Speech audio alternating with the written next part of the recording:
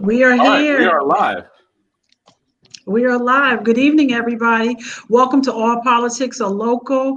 We are approximately not a lot of days away from the election. It's time to get involved. Either 26 or 25 days. Axel, do you know how many days? 25.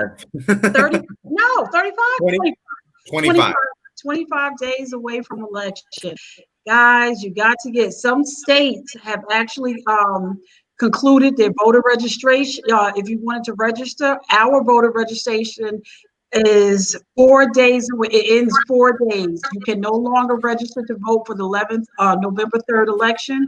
October 13th is the last day. Get involved, get engaged, be a participant. And I just want to start the top of the show to remind everybody as of March 17th, persons who are on parole and probation can now participate. Please register to vote. And now we're going to talk about the ballot. Let's talk about this ballot. And because we're a lot of things on the ballot right now, right? Yeah, it is a lot on the ballot. But here's the thing, and if you everybody can come on if you can, so we can see. But I still see people going on Facebook saying that they're going to vote in person in New Jersey. So I want to be clear. You are not, this is an all vote by mail unless you have a disability, and then you can come in and there's a certain type of polling, and I still believe that's provisional. Alex, Axel, can you speak to that? Or do you know a little bit about that? Or do you know I about believe you are correct. Yes, it Yes. would be then provisional voting for if you were to go in there. And the thing about provisional voting is your vote will count. But there's a but here. They need to first verify that you didn't double vote by sending in a vote by mail ballot and then going in person and voting provisionally. So they need to first make sure that you don't have a ballot that's in transit first, and then they will count your vote. So it's always just easier for people to vote by mail. It's a lot simpler. It's actually quite safe when you actually have the ballot drop-off possibilities, dropping it off in person. So my always recommendation to people is vote early. It saves you time. And here's a dirty little secret of campaign politics. If you vote early, the phone calls stop happening, the mail stops happening, they stop bothering you. Oh, that we look, Jonathan, another little piece of look, Rockmont gave us something about September 18th, about start voting on September 18th. Now, Axel is telling us that if you vote early, you won't get all of these text messages, robocalls, and mail. What was you going to say, Jonathan? I'm sorry. No, I was going to say, well, first, you're saying vote by mail, like everyone has to vote by mail. But we've been hearing over and over in all this news that, voting by mail is fraudulent. You had this case where this post office worker in New Jersey took a bunch of ballots and tried to orange ballots, Jonathan. Orange ballots. That was orange. It was an orange. What's orange ballots? Yes, how dare right. So like, what's going on with the voting, and is it safe? People are like, is it safe to vote by mail? Absolutely, it's safe. I've been voting by mail since I was in college. The reality here is like these are isolated incidences that you're hearing about, and obviously they're very well documented at this point because of what our president is saying right now about trying to basically devalue the fact that people can vote by mail, and especially when we're talking about life in a national pandemic, the ability of having people to actually go out and vote in person, like. I believe that you should be able to go out in person, but the reality is right now, like, it's not safe for people. Like, my brother actually lives in Milwaukee, Wisconsin, and during the actual presidential primary, they were forced to vote in person rather than having what we have here in New Jersey, which is a vote by mail state. Now, the reality is my brother stood in line for 7.5 hours because they reduced the amount of polling locations because of COVID. And when you talk about, who's the most likely person to be at your polling location, it's usually an older man or woman who tends to be there, and it's not safe for them. So there is this concern here. So I understand that people are worried about vote by mail, but the reality is you can actually check on the status of your ballot. Now, someone asked that question. Yes. She said, what about is there an app to track your vote via barcode on the ballot? Lucy, I do not know if there is an app as of yet, but I do believe you can actually check, and you can always just call your county clerk to make sure that it's been received. Right. Is there a website? I'll put it up, Jonathan. It's through the state app. I'm sorry, Axel. It's reach out to your clerk. They're very helpful when it comes to like making sure your ballot was counted, making sure it was received. The reality is these clerks want to make sure that your vote are counted. They're not disingenuous in the fact that like they're not going to try to stop you from voting. We're dealing with just a very common situation right now, that there's just a lot of disinformation, and it's used to basically suppress people's voting. I mean, I've seen it. My career was, I used to travel around the country doing political races. So I've been in Wisconsin, I've been in Illinois, I've been in Montana, I've been in New York, I've been in North Carolina, I've been in New Jersey multiple times. And like, this is a common thing that you hear of. There's just a lot of disinformation out there.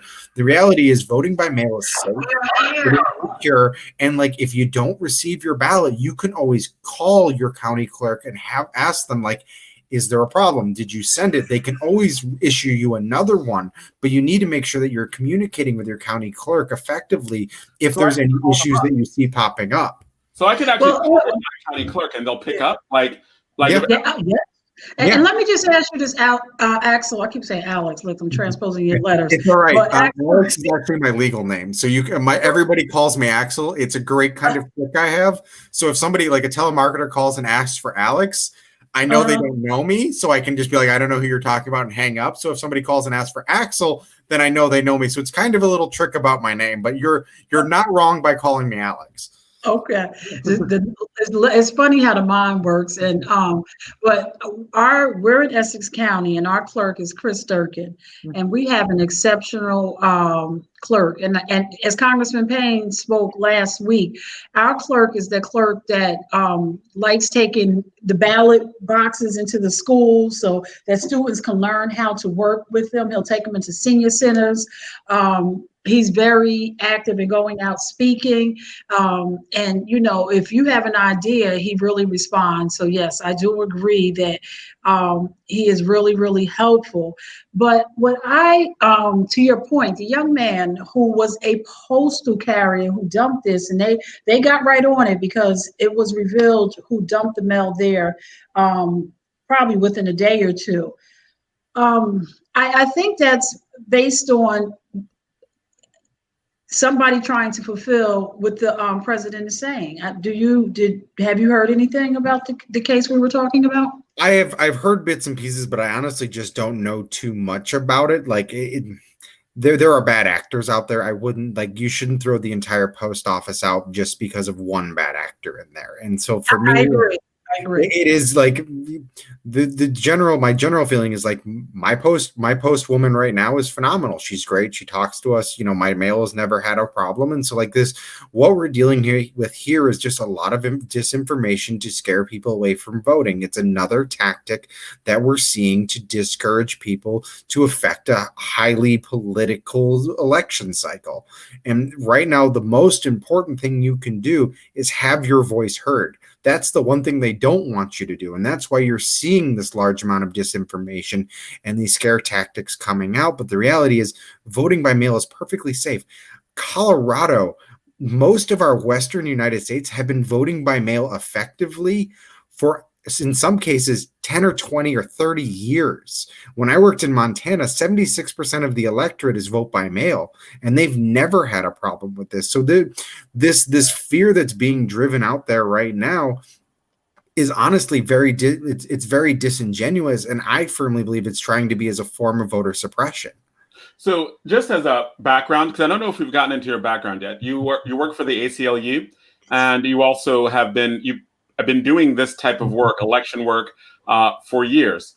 Can you tell us something about like the experience that you have in other elections, and what does this election look like, especially when you're dealing with voting by mail?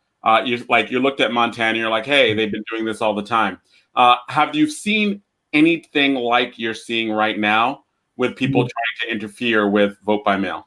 So with vote by mail, no, but interfering, yes. So to give you guys kind of my background and my political experience, I am the son of a first-generation American who became a U.S. citizen and absolutely loved the fact that she was in a democracy. My mother actually grew up in East Berlin, and so she grew up in an area where you're not allowed to have a voice. It was not a democracy where she grew up in. And she, like, one of my first real memories is standing in a voting booth with her, and she stops and looks at me and goes, "If you remember anything, I hope you remember this.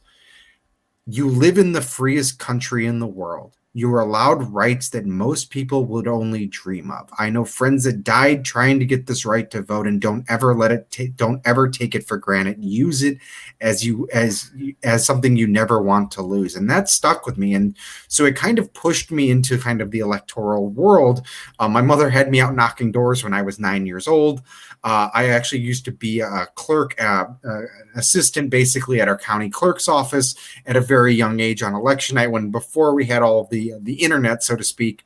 But then I went into like actual campaigns after college, and so I worked in Illinois, Montana, and Wisconsin. But like for voter suppression, the actual kind of scary place to go is actually in Wisconsin. Milwaukee is the most segregated city in America. It is so segregated that they have it down to racial, ethnic, and income based. So you can shut down one or two polling locations and literally cut out an entire voting block just by shutting down one or two polling locations. I've seen people call in bomb scares to polling locations to get them shut down before. Wow. It's the craziness is this is something that we see all the time, but the reality is now we're seeing it. Instead of some independent actors, it's coming from a president right now who's saying, don't trust your mail service. Don't trust your vote being counted. And the reality is that's just not the case. And so like the election cycle we're dealing with right now is unlike anything I've ever seen before in my life. And it is from this voter suppression aspect where we're talking about people being scared to vote because they don't think they're going to be heard. But at the same time, we're also dealing with the fact that a lot of the traditional things that a campaign would do, you just can't do. If you've ever volunteered on a campaign, your average volunteer is 60, 65-year-old. And the reality is like those are the people you can't send door to door. We can't do the normal door knocking. We can't do these large scale rallies. We can't do publicly outward facing events. And so it's forced a lot of campaigns. I'm sorry. This is just a point of just a point of order. Yes. We can't do large rallies, but some people are doing rallies. Point of order taken. I appreciate it. That's the reality, and we've seen the results of that. And so, from like my campaign perspective alone, we made the decision incredibly early that we're not going to do that because we didn't want to be responsible for one person getting sick. So our entire campaign shifted from the traditional door knocking, canvassing, rallies, events, fundraisers, public things that people could attend to, and instead focus much more on a digital information campaign. And that was a motion that we made in June. To be very candid with people, I actually wrote two campaign plans. I had one for life with COVID as we had it, and one for if this all of a sudden disappears. And about mid-July, we threw the no COVID plan out the door because it just wasn't going to be that way. We knew that this was something that was going to last through Election Day. So thankfully, we were already planning on having a plan here set in place. And so for us, it was really important to make sure that we talk to voters about the importance of the issue that I'm working on, which is cannabis legalization, but also educating voters about the importance of vote by mail. The kind of startling thing to realize about our electorate is we went from 2017, you're talking maybe 350,000 people voting by mail. Governor Murphy actually changed the law when he got in that if you had requested a ballot, a vote by mail ballot in 2016 or on, you'd receive a ballot in perpetuity until you asked them to stop sending you one. That caused our rolls going into this year to be about 1.4 to 1.5 million people in the state of New Jersey that were going to be receiving a vote by mail ballot. But with COVID coming in, that number has exploded. Now we're talking about 5.7 million people who will be receiving a vote by mail ballot. If you do reverse math, we're talking about 4.2 million people who have limited or no experience with vote by mail. And that was going to be and that was going to be my next question, because I know that we're here for the bulk of it for talking about the referendum, but we wanted to make sure that we got in some questions about vote by mail. We know it's happened in New Jersey, and only I think maybe two other elections of this point. I know Donna, you had You were very vocal in terms of people needing to be educated about vote by mail.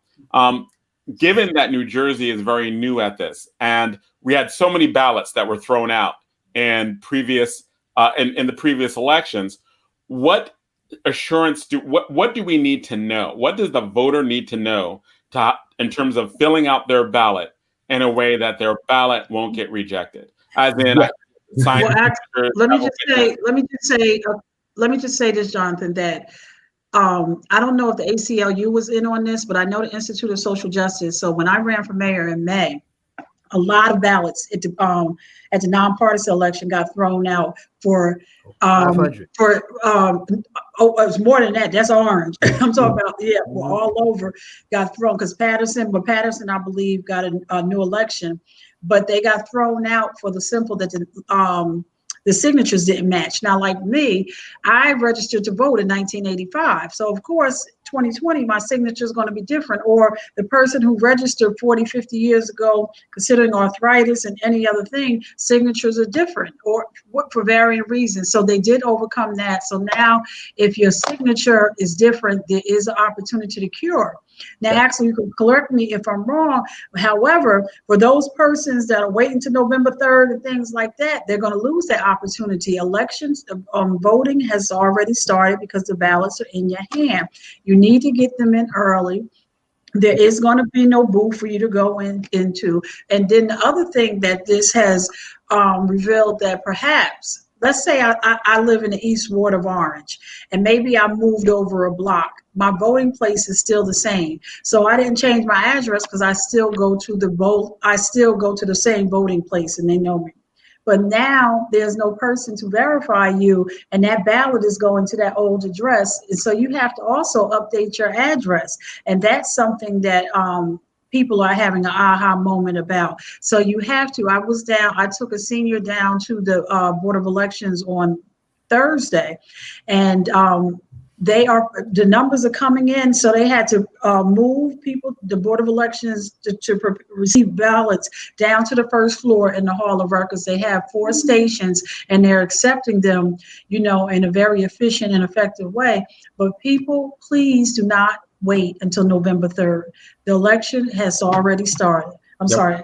You are completely correct. And my advice for anybody that has not received their ballot by, I would say, Monday, call your county clerk.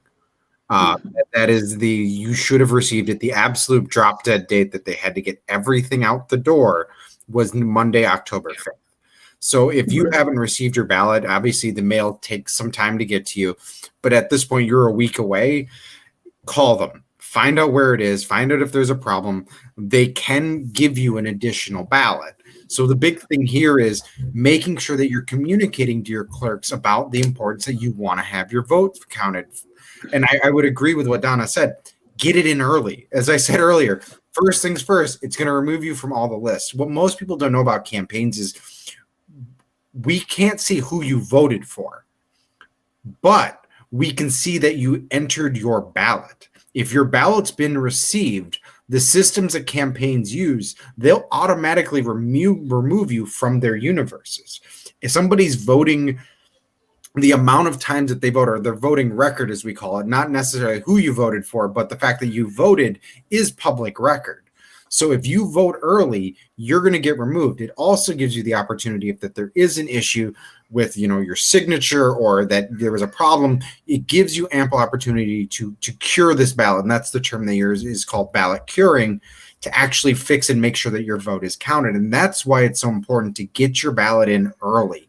The reality is, specifically when we're talking about people who vote by mail and the voting electorate in general, it's a lot like doing your homework. There's a section of people who do it early, get it out of the way, and then there's a section of people who do it at the last minute. It literally looks like a U. It goes high turnout, drops to the floor in the middle, and then pops back up right as election day. So the earlier you get your ballot in, the better positioning you're going to be to make sure that your vote is counted, make sure that there isn't any issues, and if you need to cure it, you have ample time to do it. Because in New Jersey, there are cures for it. They will be able to send you something and say, "Hey, your signature didn't match.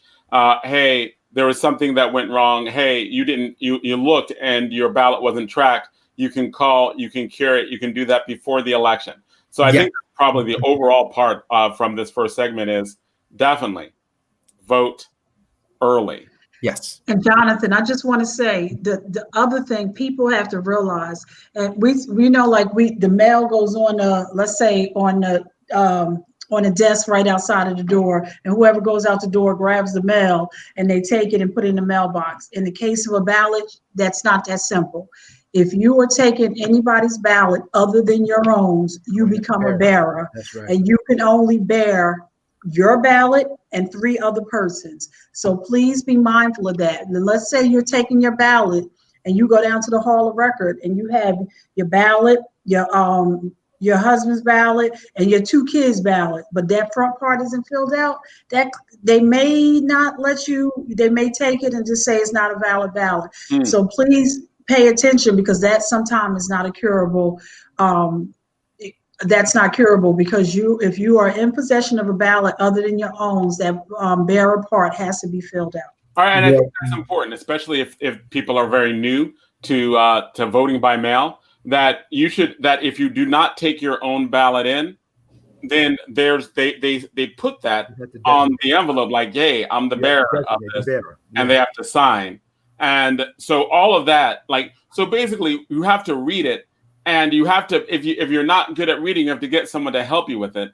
And it's interesting because we talked about how the amount of reading that you have to do for these ballots, to some extent, is kind of like you got to be able to read or trust somebody to be able to help you with this. So I would definitely suggest that. But we are here for really to talk about one of these issues on the ballot. And one of these issues on the ballot is weed. Y'all not weed smokers because y'all put that last. So we not weed smokers because we put it last on Friday. Right. So I mean, weed is on the ballot, and there's some people who are like, wow, like this should be voted for. So Axel Owens, talk to us about this. I mean, weed is on the ballot. So that means what?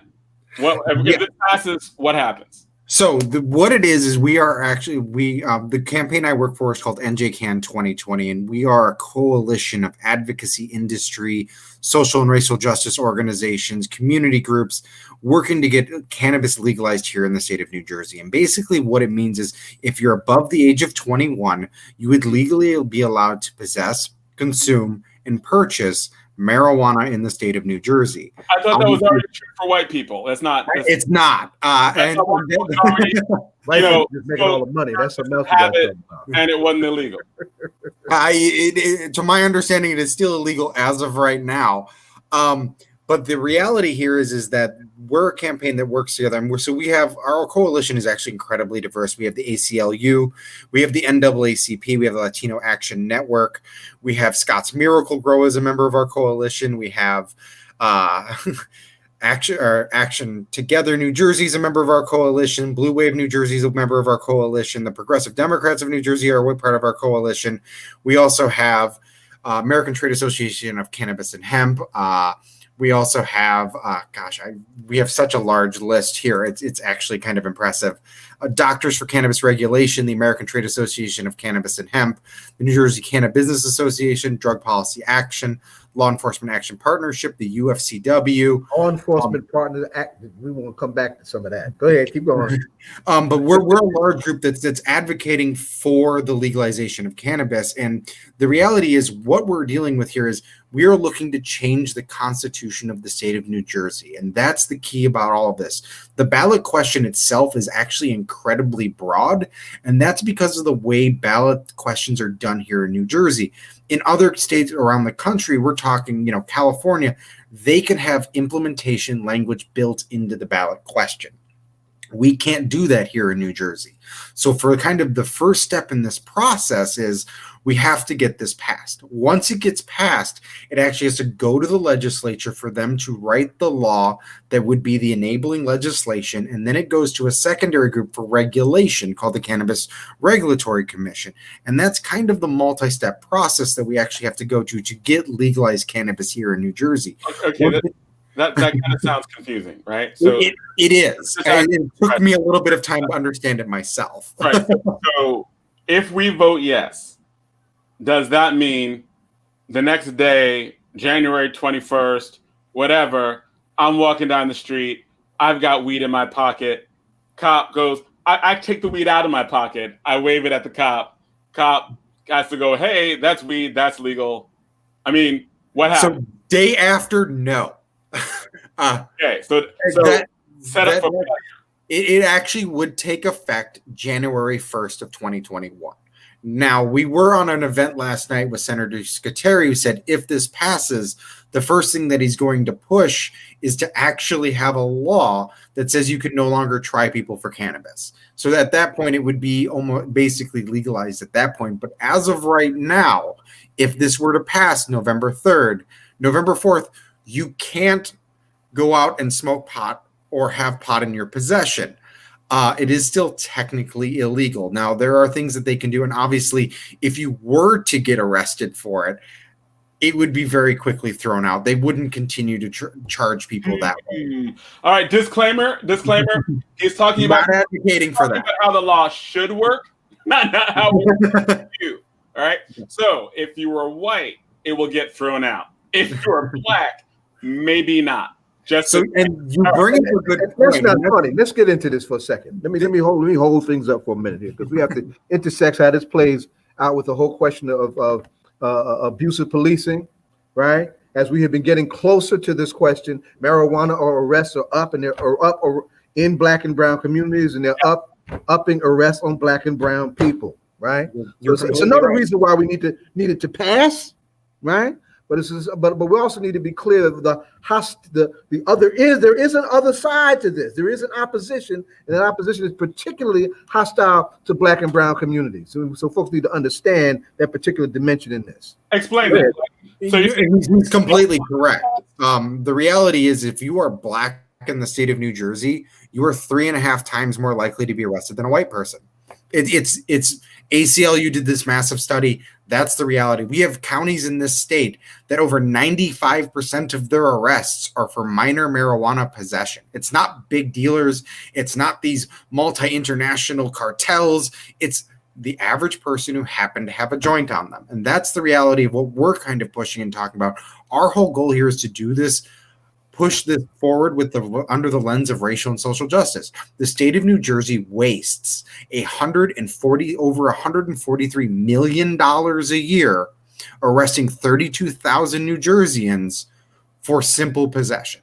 This is the cost of the government processing those arrests. So you're talking about 32,000 people getting arrested on a regular, like a yearly, every year. That's like Orange. Or marijuana possession. And you're like Donna's Orange. Donna's Orange is about that size, maybe a little larger, right? The whole town being harassed or locked down over a joint. After probably being profiled first because they're black. They're dead, right? So yeah, we got to deal with that. So let me get this straight, right? Because I really want to get this straight.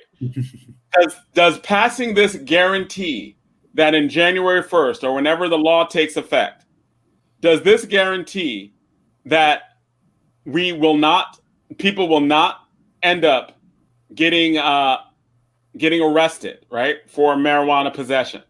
Yes, if this passes January 2nd, you can walk around with a bag of weed and be fine. So no matter what, like no matter where I got that bag of weed from, it doesn't have to come from an actual place that's certified to sell it. You don't have to have a bill of legal sale. It's just, I got a bag of weed. Cops right there. I don't know that. I'm not going to speak to that, but it would be legalized as of January 1st. So at that point, let me jump in with this here. Because the reason why, as there are, listen to me now. Maybe you could speak to this too. Just as there are regulations around how and when and where you can and cannot use alcohol, regulations that will be developed for how, when, and where you can and cannot use, carry, and smoke weed, right? So just as we have to do political education to get folks to vote for it, once the regulations are developed, we're going to have to do political education to get folks to understand how they can and cannot do this. So when we're still not going through this whole crazy thing of being in these running battles with the police and the courts over this. So Zaid, this is actually a really important question because I wanted to clarify, because I wanted you to speak to this, right? if this passes, there's still the possibility, like the reason why this is being sold to pass is because of the injustice that's done to Black and brown people.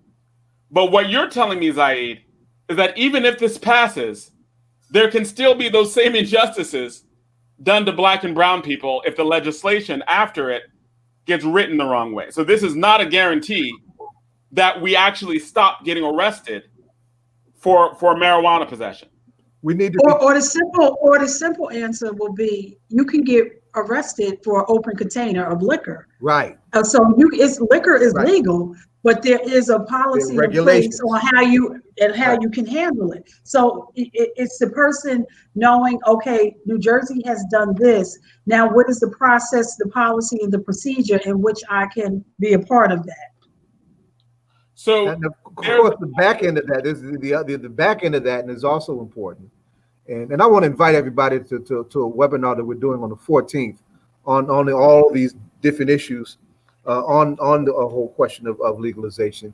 It's a question of access to opportunity to make money in the industry, right? That too is very lopsided racially, right? So there's going to be there's a real concern about how that's going to play out, right?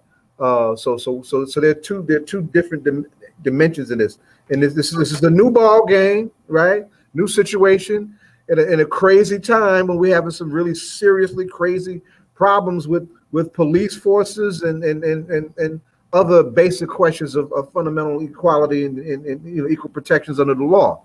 So this really is a question for both you, Zaid, and for Axel Owen, in terms of like, there are some people who may think that passing this really benefits white people who are going to sell it, but we could get stabbed easily based on no protections. Like, there can still be people in jail for weed. There's still people who get locked up for weed, right? Like, they're still going to be prosecuted. The problems that we said we were trying to solve are going to remain after this, but the only difference is there are a lot of white people making money.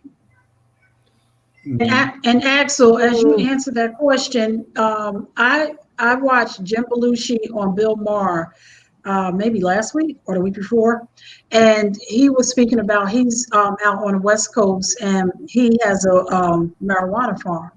But he was talking about, to Jonathan's point, about the thing that he's doing right now. There are so many Black and brown people who are behind the wall for what he's legally doing. So I know he's doing some work to get them adjudicated. Are you familiar with his project? I am not familiar with this project, Okay. So that is interesting to me, and I'd love to kind of, if I could, talk to him a little bit more. But the reality is, it would be legalized. The issue we deal with, what Zaid's kind of referencing to, is specifically, schools in public. Like, obviously, we can't have like that. You can't go out drinking in public. You shouldn't be smoking in public, kind of deal and situation. So that is a different situation in of itself. I was actually talking more specifically about, like, there are going to be licensed vendors of this, and if you have it and don't have a license, like all the weed dealers right now, right, who are under the radar, right, they get targeted. Like, there were cases where certain states legalized it and then prosecutions went up. Like in Colorado, they went up initially because you're protecting the people who have the licenses and you're going after the people who don't. Can we expect that in New Jersey? Is there anything, because if this is being sold based on social justice, is there anything that actually is there to make sure that social justice actually happens? We don't have white people with the licenses and Black people still behind bars. And that's the caveat that we have to deal with here, specifically with this issue, is we have to first get it passed before we can actually get into that part, because that's the issue we deal with here in New Jersey. Is because of the way ballot questions are done, we can't have that built in. The first kind of, we're putting the cart before the horse here. The reality is we have to pass this first, and then comes the actual social equity, social justice aspects of it. Now, the reality is, our campaign, if we are leading with a social justice message, that is going to directly influence the policy. Our legislators can't say, it's great that you went on a social justice message, but we're going to actually do this. Like, it doesn't work like that because it's the will of the voters. And that's actually one of the most important things about this is we need this to be blown out of the water. We need people voting in mass around this because it gives the ability of these advocacy organizations to go and say, the people of New Jersey want to see this. They want to see the social justice. Okay, so forgive me for being, I get what you're saying. Forgive me for like, my blackness is coming through right now. I understand. Part of what I hear is you got to give us what we want right now. That will make it so that we know a lot of white people are going to make money off of this. And then we'll do the social justice aspect of it. I mean, that sounds like... I know what it sounds like. It sounds like a Democratic Party. I understand where you're coming from. That's what it sounds like. I know what it sounds like, but the reality here is like, our legislators know that if like the one thing, like when we talk about what happened in 2019 trying to get this passed legislatively, there was built in social equity, allowing people of color to be in the business and be in the marketplace. The reality is our legislators did not want to take the political courage test. They didn't want to stand out there because all of them were claiming, I don't know the will of the voters. I don't know what my voters in my district believe on this because they've never had an opportunity. And that's why it got kicked to the voters of New Jersey is our legislature wanted to see where their district stood up. So now if we're talking about right now, if everybody goes out there and votes 65% yes, then we can go to our legislator and say, those social justice provisions have to be in there because the will of the voter says so. And that's the reality of what we're dealing with here is we have to be able to run it. It can't be a 51-49 victory here. Yeah. That is actually bad for us. The reality is more people have to vote. And the issue is the cards are stacked against us. If we talk about the way our ballot is structured, we're at a disadvantage. And that's why it's so important for people to come out and vote on this is because the reality is we're on the backside of 99.9% of the ballots in this. Everybody has to flip their ballot over to actually find the question. And the scary part is there's a large section of New Jersey voters, but also national voters that they only go in and vote for the presidential race or only go vote in for president in their federal offices, and they don't work their way down the ballot. Right. And the truth of the matter is the people that have the most effect on your everyday lives are on the bottom half of your ballot. The president is the president, but he's not affecting your tax rate. He's not affecting what goes on in your communities as much as, say, your councilman or these ballot questions do. And that's why it's so important for people to go out and vote for this, is because this actually will affect your everyday life. People are no longer, if we legalize marijuana, we remove 32,000 unnecessary police interactions every year. Maybe. Right? If we do the necessary work afterwards, like part of what I'm pushing back on, right, is that if you pass it, we know that white people are going to make a lot of money off of it. The people who were legislators, the reason why they didn't pass it to begin with is because they want to keep locking black people up, right? Like they have some incentive to keep locking black people up with their voters. They're like, hey, if we expunge records, if we do this stuff, there are these black people we arrest, we're not going to be able to arrest them anymore. We kind of built-in want to do that. So expungement has already happened. So expungement already passed. So in New Jersey, you can actually get up to, I kid you not, 5 pounds expunged from your records as of right now. That actually was passed. And the reason why it's up to 5 pounds is because the state of New Jersey's code doesn't differentiate between 1 ounce and 1 gram and 5 pounds. They're all treated the same. So that aspect has already been pushed forward. It's already been signed up. One of the things that we would want to see is an automatic expungement process. The fact that you don't have to go through this go through and get a lawyer and go through this, but actually to allow this to be kind of an automatic thing to get people out of there so they're not being charged with these crimes. Because here's the reality. Getting busted with a joint these days has collateral consequences. You can lose your house. It can stop you from seeing your children. It can prevent you from getting a job. And these are all things that happen to people every single day. And if we can start righting the wrongs of that, that is incredibly powerful, because it is first, it fixes the injustices that we've seen, but it also gives people the ability to actually take control of their lives again and be able to get a job and no longer have this scarlet letter that we see every day. Because that's what we see here is you get busted. I had a friend when I was growing up who was African American. I kid you not, he was smarter than I was. He got busted for a joint in a car. It cost him his scholarship, it cost him college, and it made his life incredibly more difficult than it ever needed to be. And that's the problem we see these days, is that this war on drugs that we've seen has caused a large section of our population to wear a scarlet letter. And we need to be able to bring them back in, because this is about fixing the rights, but it's also about giving people an opportunity to work their way up, be involved in this. The cannabis industry is at a very, very young age right now. And for people to be involved in it and become here, this is how we get a new industry to be created, a new way for people to be brought in. And I completely agree with you. I want to make sure that we have people of color being involved, is because the disproportionate effect that we've seen on this war on drugs on communities of color is staggering. And for us to be able to really work this in the right direction and make sure that people have an opportunity to have the seat at the table to build an industry and a business for themselves is going to be much more powerful than to let people continue walking around with this scarlet letter that basically prevents them from getting a good job. I mean, the reality is, one of the questions, have you ever been arrested or have you ever been found guilty of something? It's on every single thing that you write, that every single job application you have. That's right. Removing that, that's a step in the right direction that can remedy a lot of the problems that we've seen. So one of the things that one of my friends brought up, and she said, she's for decriminalizing, because there are the boutique dealers, right? They're the dealers who deal weed all the time, and now they're under threat of being arrested. They're getting pinned down. They're arrested more. Decriminalize, you already have lots of black and brown people who are going to make money, and now they don't have the risk of going to jail. Why not just decriminalize?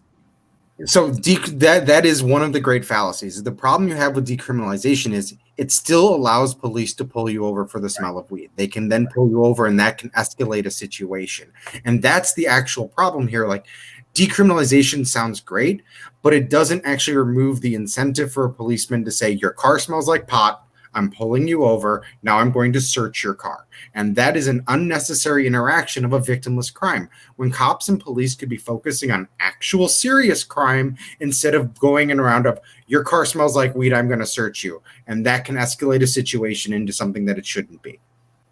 So what you're saying is the difference between legalization and decriminalization is that it is much more difficult to prosecute based on, or even to interact based on legalization. Yes, and then we're not even touching on the whole aspect of actual tax revenue, because that's the other part of this is you can't tax something that's decriminalized. You can't invest in communities. You can't make sure that the communities that have been affected by this war on drugs get reinvestment. One of my favorite things to point out is Aurora, Colorado. When Colorado went through this same process, Aurora, Colorado is a community that is predominantly of color, was disproportionately affected by this war on drugs.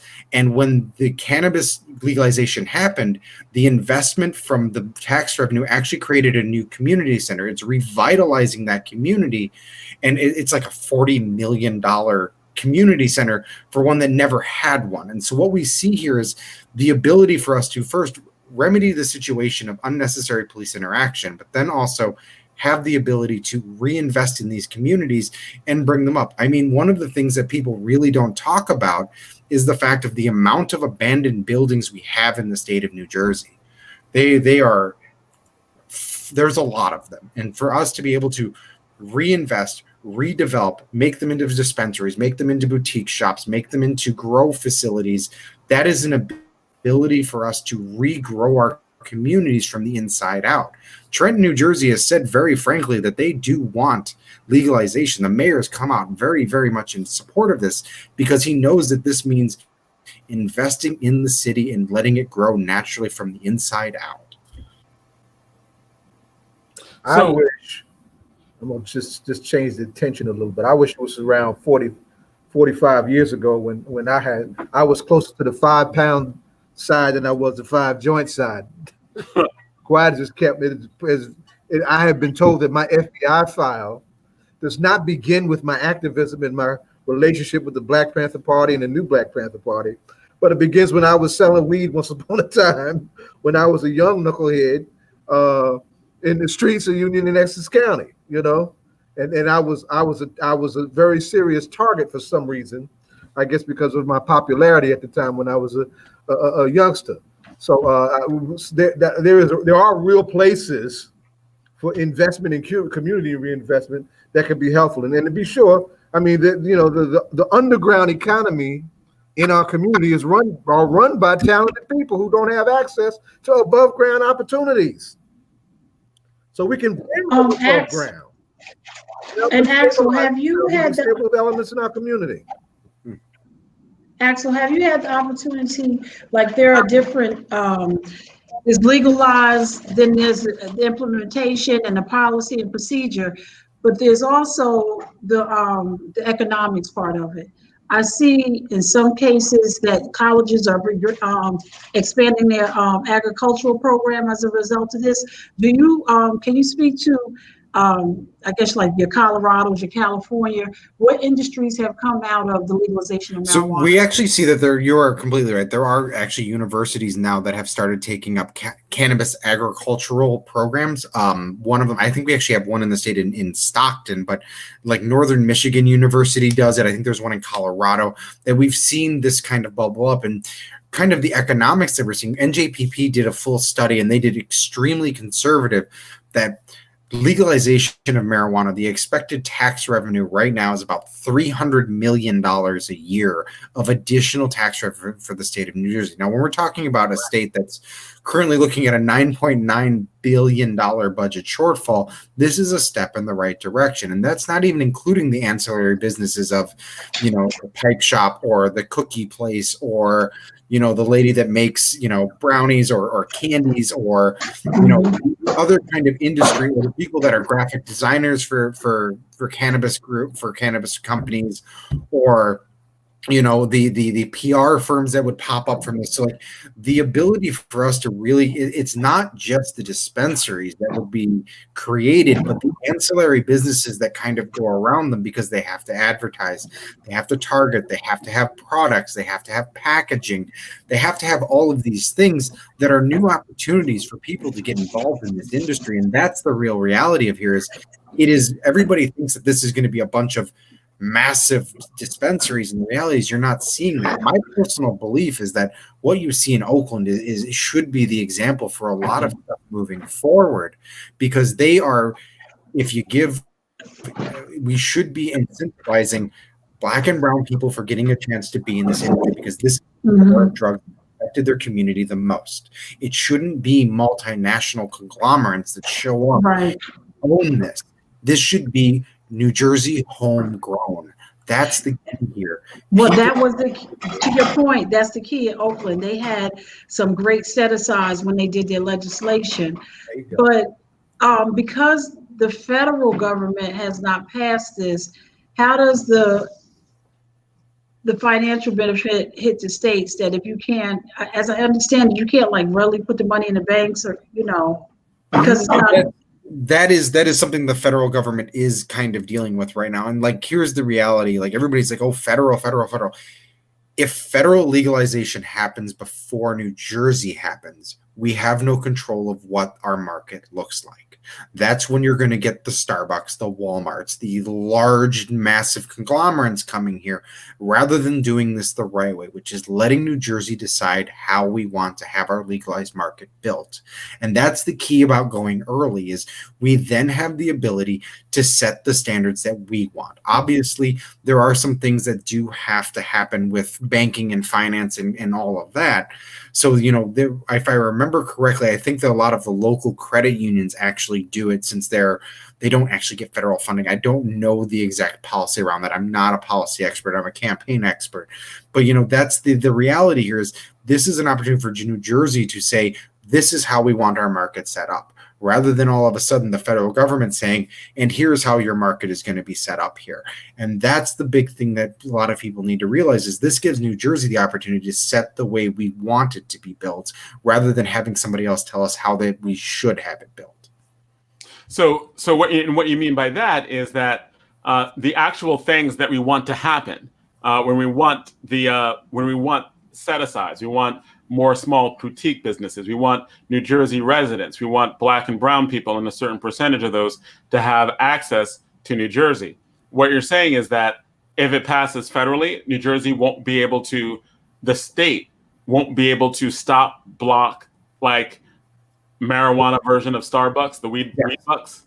You're basically correct, and that's one of the reasons why you're seeing states move quickly now to get this passed. Is you're dealing with the federal government and states' rights argument here, and this gives New Jersey the ability to say, this is how we want our industry set up. This is what we're looking for. If I remember correctly, that it was 30, according to, don't quote me for truth on this, I think it was about 30% of the licenses that would go through the state of New Jersey had to be to Black, brown, or veterans, or potentially women as license holders. And so that is what I remember. I'm not 100% positive on it, but that is the bill that was recommended in 2019. Obviously, that's not the bill we're dealing with now. Senator Secretary did say last night that it's a framework for what could potentially be once we do get this passed come November, as making sure that there is a section in here to encourage local growth here, because that's the most important thing.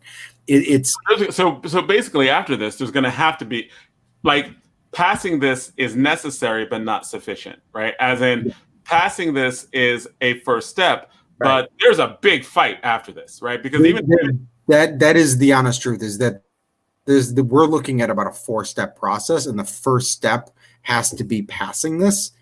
And then from there comes the next fight, and then from there comes the actuality of that. Because even when you're expressing the set aside, right, 30% and 30% Black, Latino, or women. When affirmative action, the people who benefit from the affirmative action the most are white women, right? And so you have situations where you don't have Black people who are benefiting from that. You don't have many Latinos who are benefiting from that. Black people actually benefit from some of the least amounts, right?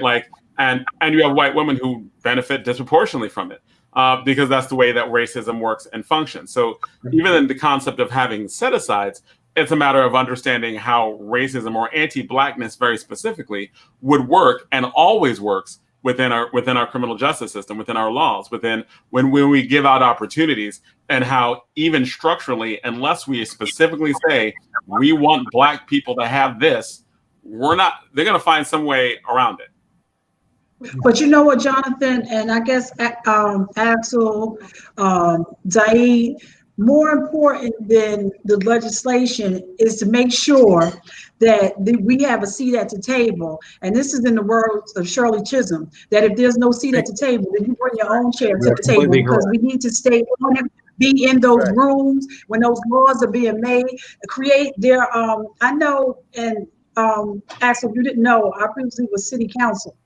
So when this started talking, the chatter started in New Jersey, I went to some of the first seminars, and I can remember going down into Law Center in New Brunswick, and to the point, the room was full of people from Connecticut, Maine, who had dispensaries in places like Massachusetts and things like that, and they were coming here because they wanted to. And I know there was a sister from Maryland who came, but it was a lot of outsiders who were coming into New Jersey trying to capitalize on this idea. And what we have to do, and to your point, this is why we have to be at the front of the line and getting this done. And it's and I know Pastor Boyer is like, listen, this is a financial decision. We need to be at the table, because if we just sit back and let things happen, then we're being reactive and we're just going to get whatever. But we need to be in the room making these decisions. and impacting. You're as well. completely correct. And to give you guys kind of how important it is for it to have Black and brown communities.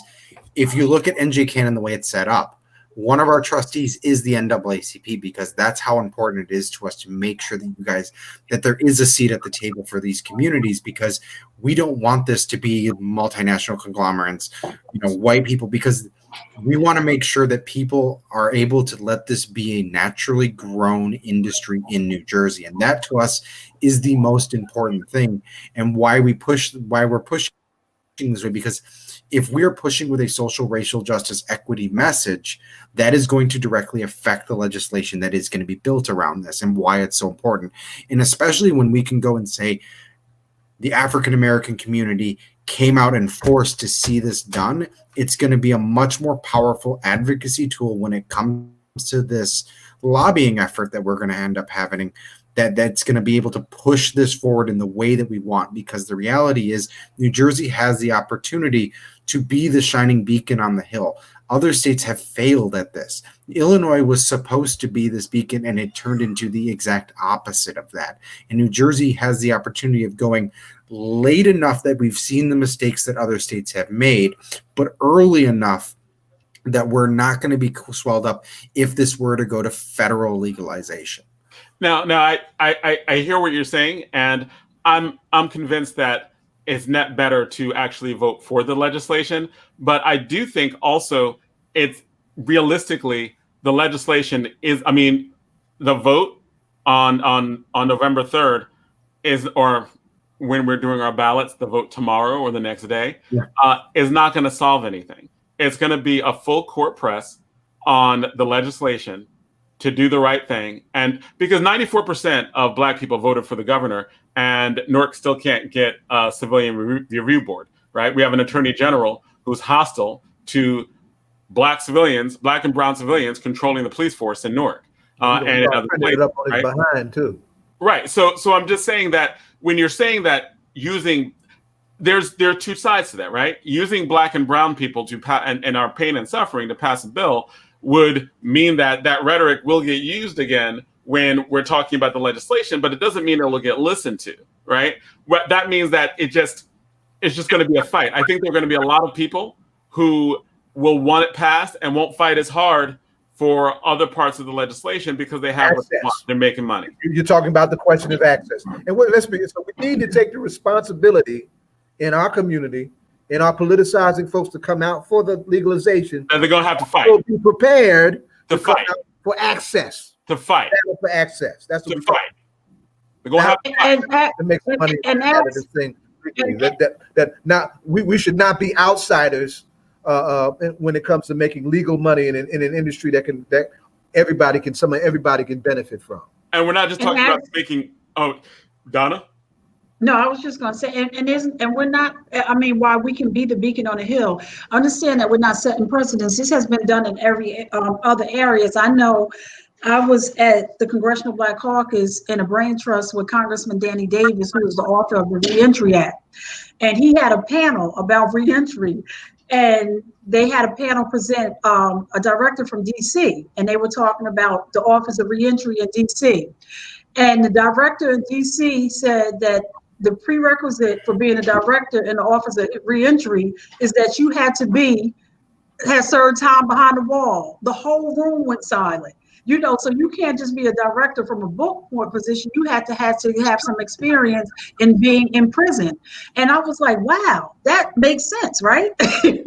Like who better knows how to deal with some of the issues in incarceration other than somebody that has been incarcerated. I mean, there's other things in terms of education and things like that, but everybody, to hear that said, and everybody was like, wow, So, I mean, it's been done in other areas. We just have to be there to make sure that we are at the table. And thank you for making sure in terms of who you have at the table right now. And that's been our goal is we wanted to make sure that we had everybody at the table here. And so for us, that's the most important thing, is making sure that our coalition is diverse and wide ranging for that reason, because we're all here together because we believe that this is something that needs to be done. And I would encourage everyone, start communicating to your legislators now. call them. They actually, like, as somebody who's worked on multiple legislative campaigns, I can tell you the staff communicates to their assembly member if they're hearing something a lot, and their senator if they're hearing something a lot. So if you get your vote in first, then start calling your legislator and calling other legislators that aren't in your district, asking them to do this, pushing them to do it, getting them to start hearing from it. Because if they're hearing it constantly, they're going to feel the pressure closing in on them, because this is about the will of the voters, the will of the people inside their district. Right. It's We have an elder state person in our community that needs to be turned around on the issue. And everybody knows what I'm talking about. Somebody I don't know what you're talking about, Zaid. I have no idea. Well, let's just say this. Right. You're at the table. You're at the table, Axel, and we know that there are legislators who are giving pushback. Is the pushback more so they're concerned about the same thing Jonathan is concerned about? Can you reframe that question, just because I didn't fully follow it? Okay, yeah. You know that there are legislators who are giving pushback, who are not in support of this going legal. Are there concerns that are the concerns more towards the addiction side, or more because of the social equity? I think it's a lot of misinformation. I mean, the reality here is you're dealing with some people that just are looking at they're thinking that this is reefer madness, and that's been a lot of kind of what I've seen from legislators, is just they just don't understand or know exactly what the cannabis plant does. I mean, it'd be shocking to hear some comments I've heard from people who just don't understand that if you smoke weed, you're going to start doing heroin. Not the case. The reality here actually is they're using cannabis now to get people off of opioid addiction. And so for us, it's really important to educate them, talk to them, be engaged with them, lobby them to understand and communicate with them, because that's what they need here. And that's what we really need to do, is make sure that they understand the importance of social equity, the importance of investing in these communities, the importance of, like, this isn't reefer madness, guys. This is something that you're thinking about life in the 1950s when you should be thinking about life in the 2020s. So now, Zaid, you were talking about some of the politicians that need to be re-educated as well. What has been your experience? Well, I think with Mr. Rice, it's a question of, this is something that has been a part of the destabilization of our community via the whole question of drugs, right? I think knowing him the way we know him, I think that's the case with him. I think more generally, politicians being politicians, they're concerned about how they're going to appear being pushed and fought with from the right and right-wing conservative values on the social order of the country, saying, well, you're acquiescing to something that's that's ultimately going to lead to lawlessness, right, and destabilize our communities in another way also. So that's some of the stuff that they have to deal with too. So the whole question of lobbying our folks that we vote for, right, is important. We have to turn some around who are not on the right side of this, right? Those who are willing to stand up are going to have to stay up against opposition. We just need to be clear about that. We need to be really, really clear about that. This is groundbreaking stuff. Now, I can, and as a student of gangster history as well as other history, the same thing happened back in the 30s. And quiet as it's kept, the legalization of alcohol actually was one of the beginnings of an internal economic engine that helped bring the damn country out of the Depression. Yep. So I mean, there's so many places to go with what's imagined, what's possible, and what's real. What's real is that we're getting locked up over dumb stuff, right? What's real is that this thing can be used in ways that can help people grow, help communities grow, can be used medically to help people heal from real pain and suffering. And we need to get with the 21st century and do that. We need to pull up our pants, like old folks is always hollering at black teenagers to pull up their pants. We need to pull up our grown-up pants and get with the 21st century. Now, I'm saying that as somebody who is technically stuck in the 20th century, right? We need to get with the 21st century. And Alan, oh gosh, Alan, Alex, Axel, Axel. I put some notes in the chat room for you, so make sure because it's about Jim Belushi's project in terms of empowering and perhaps having that big name and having a name that can take what you're doing to the next level in terms of getting the word out. If y'all can maybe bridge your messages, because it seems to be the same. Now, let me just say something also as we wind down this. Is that one of the things that we're trying to do with the forum that we're doing on the 14th? We're having some voices in our community that'll help our people, deal with the transition and the clarity that they needed, they're not getting. We've got a crackerjack black lawyer in Ray Hamlin who's done some strong stuff on the question of equity. We've got an important prophetic voice in Pastor Timothy Levi Jones, a young prophetic voice from one of our most prominent churches in the Black community, Pastor Bethany Baptist Church, who's going to be on this thing. And we got this crackerjack young campaigner named Axel Owen, who I think y'all getting to know and like a little bit here, right? As well as some other voices. So we're going to continue this discussion. This is a good, important discussion we're having tonight. We are continuing the discussion. And you see the information that's on Wednesday, the 14th at 6:00. So, and the 14th at 6:00, that's just going to be an online thing? That's a virtual forum, yeah. All right. Did you post that so we can have access to it? Because it's probably a lot of really good information on that. Yes, and especially information about Mike has already got it up. He's doing his thing.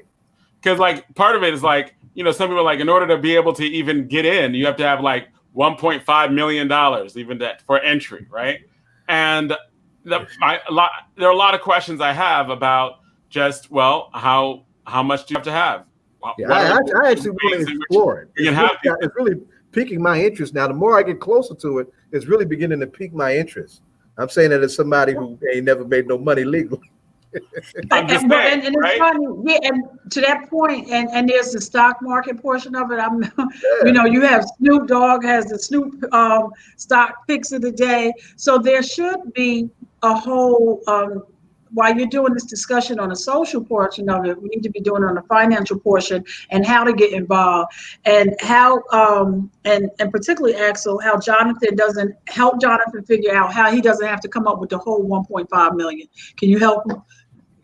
As he prepares to open up I honestly don't know how to, but I'll tell you what, Jonathan, if you and I want to go in, I'm more than willing to help chip in on this one. All right. All right. I don't know what's going to happen with this pension fund, but now I know there's an out. That's good for me. Wow. I'm for it now. See how easy that was? I will advocate and use my voice to talk about weed legalization. It's time for all of us to get paid. That's good, right? That should be the slogan. Time to get paid. It's time for us to stop going to jail for this mess too. Right. And I will pay taxes. And Jonathan, Ed has joined us, and Ed, you're the legal person here. So, do you have any thoughts on the legalization, sir? No, I mean, I don't necessarily have any thoughts on it other than the fact that, we just, I'm with John. I don't want to see cats walking down the street and they get the wrong impression that they can walk down the street and just wave some weed at the police officers and think nothing's going to happen to them. There's two forms of justice, right? There's one for white folks and there's one for black folks. And lawyers aren't confused by that. And now remember, just because there's a law passed, that don't mean you stop being black. Right. Mm-hmm. And Axel, I will say, ever since there's been a conversation, that's where we at. No, I was saying, ever since there's been a conversation about this legalization, it seems like the amount of arrests around marijuana has increased as well. And it could just be, but it seems that has been the case. I honestly do not know that at all. So actually, I've actually kicked that question over to some of our eggheads to figure out if they can figure out if that's actually true. So if I find out the answer, I can easily pass it over to all of you and let you know exactly what's going on, because I honestly haven't heard that, and outside of when Zaid brought it up to me. So I'm still trying to figure it out. I honestly just don't know the answer to that one. Yeah, I've heard that a few times. I'm going to just try to verify where I heard it from. But that weed arrests have actually increased in the last few years as we're looking at this. And and I wasn't necessarily surprised, but we'll try to find that out in terms of that just that insidious type of like, why are you arresting people more now when it's pretty much accepted socially that you shouldn't be arrested for this, right? You shouldn't go to jail for this. You shouldn't lose your life. You shouldn't lose being able to be a student. Lose your student loans. All these things should not happen based on you having or possessing or smoking or even having small amounts of weed. I like the whole 5 pounds thing. Like having 5 pounds of weed and total expungement. It's a lot of weed. It's a lot. When I heard that, I was like, how did you guys get that? With 5 pounds. I mean, that's not. Hopefully, that's not personal use. My God, you know what I could have done with 5 pounds back in 1977? Tell us, Saeed, what could you have done with 5 pounds back then? Axel, as we getting ready to go into our next segment, I just want to reiterate the voter.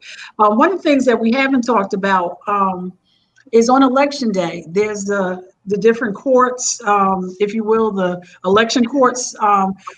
Will the ACLU, do we know is it going to be at the courthouse? Like if a person has and they have to go before a judge, is it going to be at the Rutgers Law Center? Has that been set up yet? I honestly do not know that answer. I do know that there's a meeting happening kind of internally with our group of making sure we do have lawyers dispatched for election protection, because it's our goal to make sure that everybody has the opportunity to vote and protect that right. Because especially with the misinformation and the suppression that we see both locally and nationally, we want to make sure that everybody has an opportunity. When we're talking about such a historic election that we're looking at right now, high voter turnout is a good thing, and that's something we want to encourage. And we want to encourage that everybody has a chance to have their voice heard and their vote counted. Mm-hmm. And the way we open, Axel, let's just say that if you don't have your ballot, call your clerk. When you get your ballot, read it carefully, follow the rules. You can take it back to the post.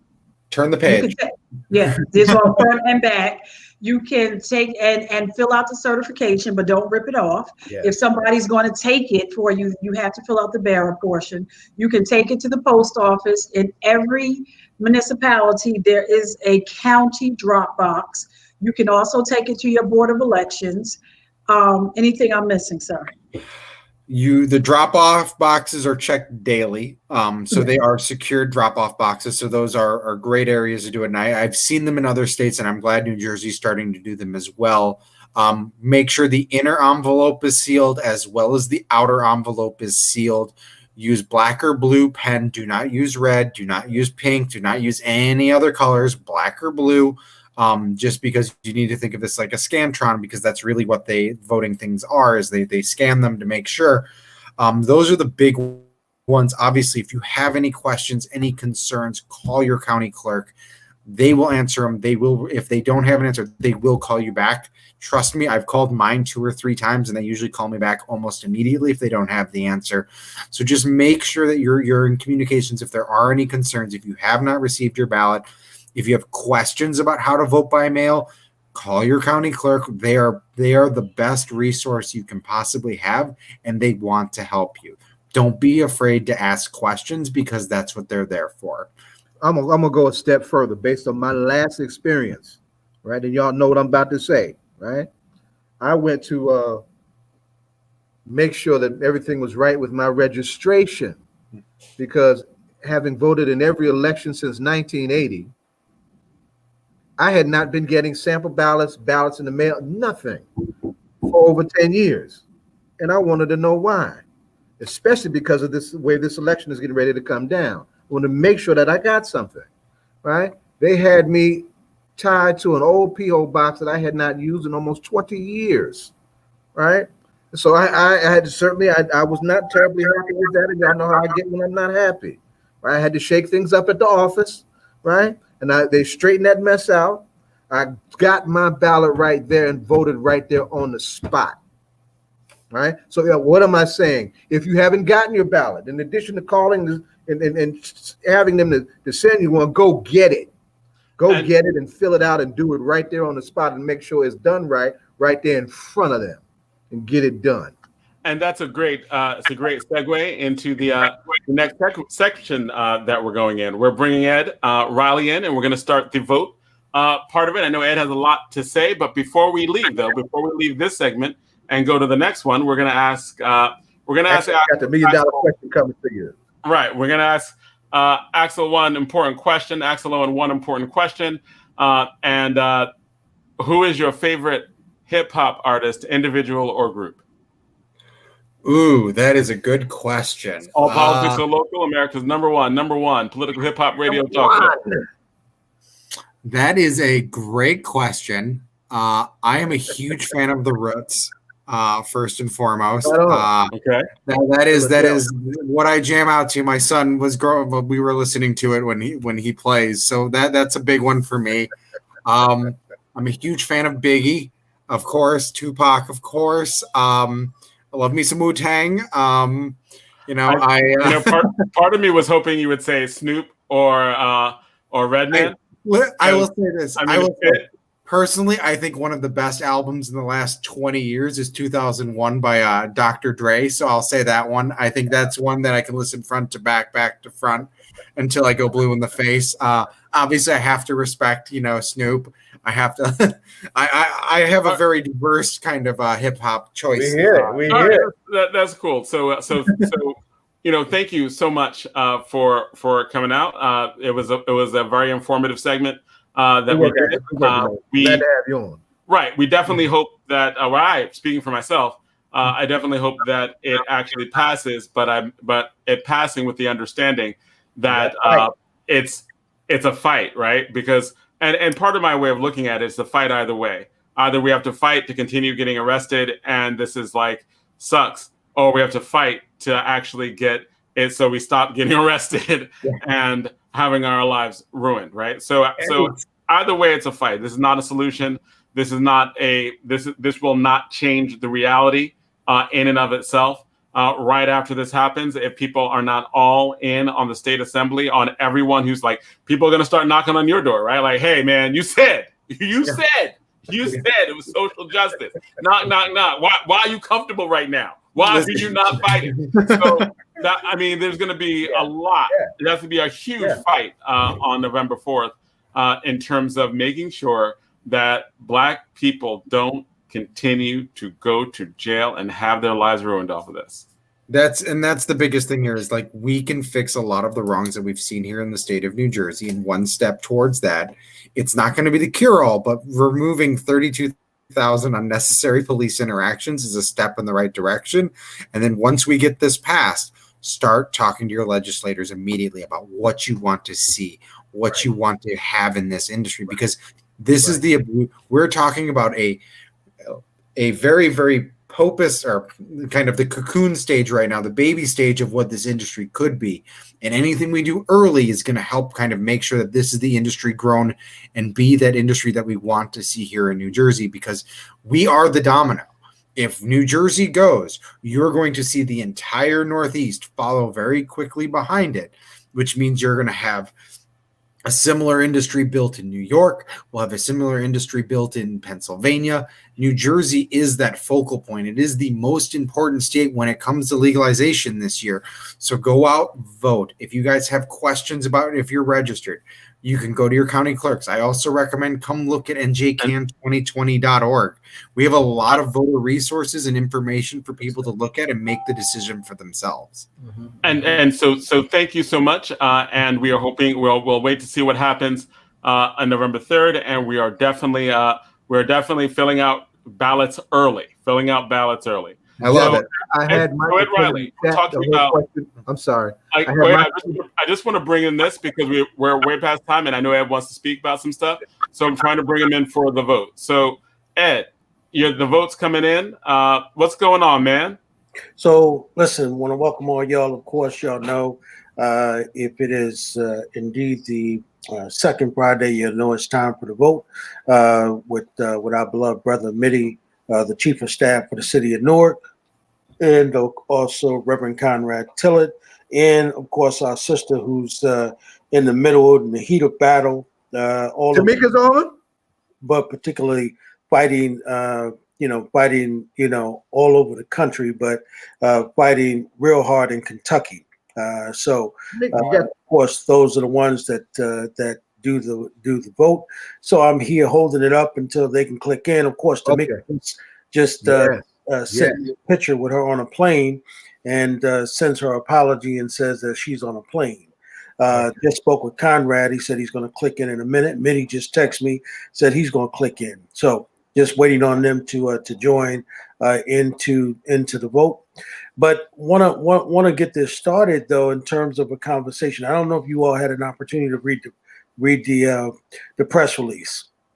And in the press release, what we want to talk about is what we were going to talk about tonight, and what we'll pick up on with Mitty and Conrad when they click in, is, I'm sure you all have heard what was said by Michelle Obama when she said that, when she did her closing argument. And in her closing argument, what she said was, quote, she said, "Vote for Joe Biden like your lives depend on it," unquote. And a lot of young people got issues with that, right? I'm not gonna call any names. Some of the young people we know and talk to me over the week about that. And obviously I wanted, Tamika and Conrad and of course Mitty to speak to that, because what folks are saying is that, they get it that we need to remove Donald Trump. But the issue that they're having is of course, what we've been talking about, for a while. Of course, we talked about Harris's record in terms of what kind of prosecutor she was in California. And then, of course, Biden's record, you know what I mean, in terms of, what he's done. And so obviously we can overlook that. But then what they're saying is they're saying, well, what are we going to get? And so what I thought would be a better way to position this to them, and y'all can give me your thoughts on it. What I think would be, and what I was going to say, and get Mitty and of course Tamika and Conrad to speak to, is I think that we can position this better if we talk about what's on the ballot, right? What is on the ballot? If Donald Trump gets reelected and Joe Biden and Kamala Harris doesn't get elected, what's on the ballot? What's going to be abolished, right? If Trump is reelected, what's going to happen? We know he's already moving on the Supreme Court. We know he's already put in 200 federal judges, right? Those are things we know. But what we're hearing is that what's on the ballot is Obamacare, right? We're hearing that that's on the ballot. Well, what we're also hearing is that, what's and I don't know if you all know this, but the Secretary of Education is in court because there are a number, about 200 or 300 students who have sued her in regards to trying to get their debt removed, and they plan on filing an appeal if Donald Trump is reelected. So not only do you have student loans that are on the ballot, not only do you have health care that's on the ballot, not only do you have the Supreme Court that's on the ballot, you have a number of things that are on the ballot. So when you're talking about replacing Donald Trump, those are the things that I think we've got to consider, right? So just telling young people go vote and die, I think we've got to say, well, what's their interest? What's in it for them? Mm-hmm. But Ed, the fact is, because they're not buying that vote or die, by the way. But here's the reality, Ed, that whether they're buying it or not, some of their grandmothers did vote or die. And I mean, we heard, but that's another argument though, Donna, because they got a problem with folks telling them that when they talk about John Lewis and all of that to them. Them young people don't even, what? Come on, man. I'm tired of older folks saying that to me. Now, but I'm Donna, not true. But Donna, you were saying something. Yeah, and I'm saying that what's happening here is history, that these fights that have been fought and won are being rolled back in like a a fraction of time. And so, and this is the point that I know earlier this year, we talked about this is a time for us to push to make sure the Amistad legislation is fully implemented. You know, people are benefiting off of our ignorance of what it took for us to get out here and just to go free willy decide to vote or not to vote, because at one time we could not vote. So that is the fact. And I get it. There are issues on the ballot that we need to talk about. Healthcare is on the ballot. And you're right, 200 judges have been appointed, of which none are Black, of which the ones that have been appointed are in their lifetime appointments. They're very young, so they will be there for these young people's generations and some of their kids. And they're packing, you know, they keep, they're flip-flopping conversations talking about if Biden gets elected, and I'm glad they're worried about Biden getting elected, but if he gets elected, is he going to increase the number of Supreme Court justices by using the word packing the court? And that's exactly what they're doing. We see already that they wouldn't let President Obama appoint what was almost a year when he put his appointment up, and you're within 25 days of election and they're putting an appointment up. So there is a lot. Spreading COVID. I'm sorry? And spreading COVID as they did it. Okay. Going back to that ceremony. Yeah, and to the point that this president won't do a virtual debate, but he's getting ready to do a rally at the White House. You already got 30 people who are infected with a very, very deadly disease. And I'm not telling you about something I'm reading about. I'm telling you about something I know. That's because right. I went through it, and it's very, very insulting. So here's what I know, that I registered to vote when I turned 18 years old, because I understood my history and what people did for me to sacrifice so that I could be able to do that. And as I became more educated and more aware, I realized how important it was for me to vote. And we have to do these things. Listen, we being here as a Black person, as a Black woman, this has been a very hard fight for us to be able to sit and talk about anything we want and be able to walk out our doors and still come back home. But the unfortunate part about that, that's even being erased. You see people getting killed left and right, and it's just like, I couldn't believe at the debate the other day when he flipped the thing and said, you know, you're talking about our law enforcement and they go out here and do whatever, but they wear a uniform. They're trained to do a job. They're not the same as the people that are shooting. So there is a lot on the ballot. They need to participate. You're 18, you need to be engaged, you need to be a voter, and you need to vote. And here's what, in New Jersey, and listen, if you're not inspired by anybody on there, write your own name in there, but go cast that vote. For one, they have a voter project that started out in Boston. If you don't feel as though you want to vote, there are many people who are sitting in jail right now that can't vote. Go cast a vote in their stead. There are other people who have been disenfranchised that can't vote. But if you have the ability and the right to cast your vote, cast your vote. And sometimes I don't know, because you know what? People are dying. In my mind, people are dying. I think you're right, but I think that, again, I think that it's how we position it, right? I think that it's what we're saying. You think about what Jonathan was saying when he was saying, pay them kids. Remember, he was yelling, pay them kids. Mm-hmm. And you know, and they're not really listening. I mean, I was listening to a conversation with some folks who were saying, you know, that they supported Bernie, and no matter what Bernie is telling them, they still haven't heard nothing that, you know, that is going to, you know, get them interested in going out and voting, or even rallying up, you know, their age group to go and vote. So they're not really hearing it. And that's why I was saying that I think that the conversation needs to be reduced to what's on the ballot, what's of interest to them. And of course, the biggest thing to them right now is about debt. I mean, I'm hearing the amount of debt that these kids are in. I had no idea that the majority of, I mean, their kids in debt, six figures, almost $200,000 worth of college debt, man. And I thought that the debt I had was something, I'm like, whoa. I mean, you know, how in the hell are they ever gonna get out of that in a lifetime? And some of their credit has been ruined because of this. And so, and this is the only debt that you can't get rid of. And so if those things are on the ballot, then those are the things that I think that have got to be spoken to. And then the other thing that I heard this week, I heard from Roland Martin. He was saying that he had asked the Biden campaign to do a meeting that he was willing to host that would speak directly to black men, because 20% of black men are saying that they're going to vote for Trump with everything that's happened. So we've got to think about you know what I think about all this? You know what I think about the ability to persuade people right now?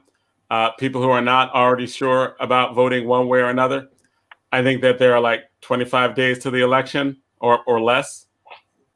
No, you're right. Forget about them, right? Like literally, like, because it's not important right now. What's important right now is getting the people who want to vote to make sure that they vote correctly, to make sure that they actually are filling out the ballots and sending them in correctly. Because I mean, like, at a certain point, there's a diminishing return of time and effort and energy, right? Like, if somebody is looking at what's going on right now, if someone is like, hey, white supremacists, come out and wreck the election.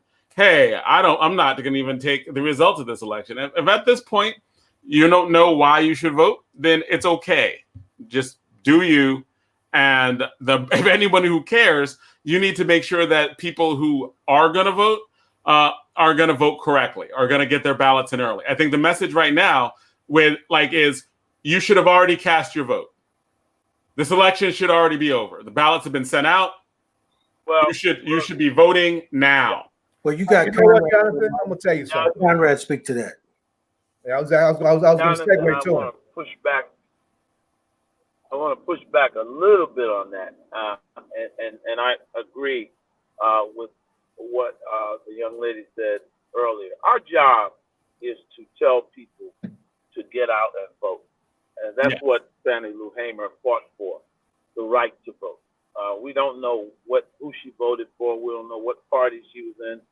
We don't know what some of the other civil rights icons fought for. What they were fighting for was the right for us as citizens to matter and to be able to go into a booth and say, I'm exercising my franchise and casting my vote. So that's as far as I go with people. If I have a candidate that I feel very enthusiastic about, I will encourage people to vote for that candidate. But my main focus is that people vote. I am actually not troubled by a diverse ecosystem in our community.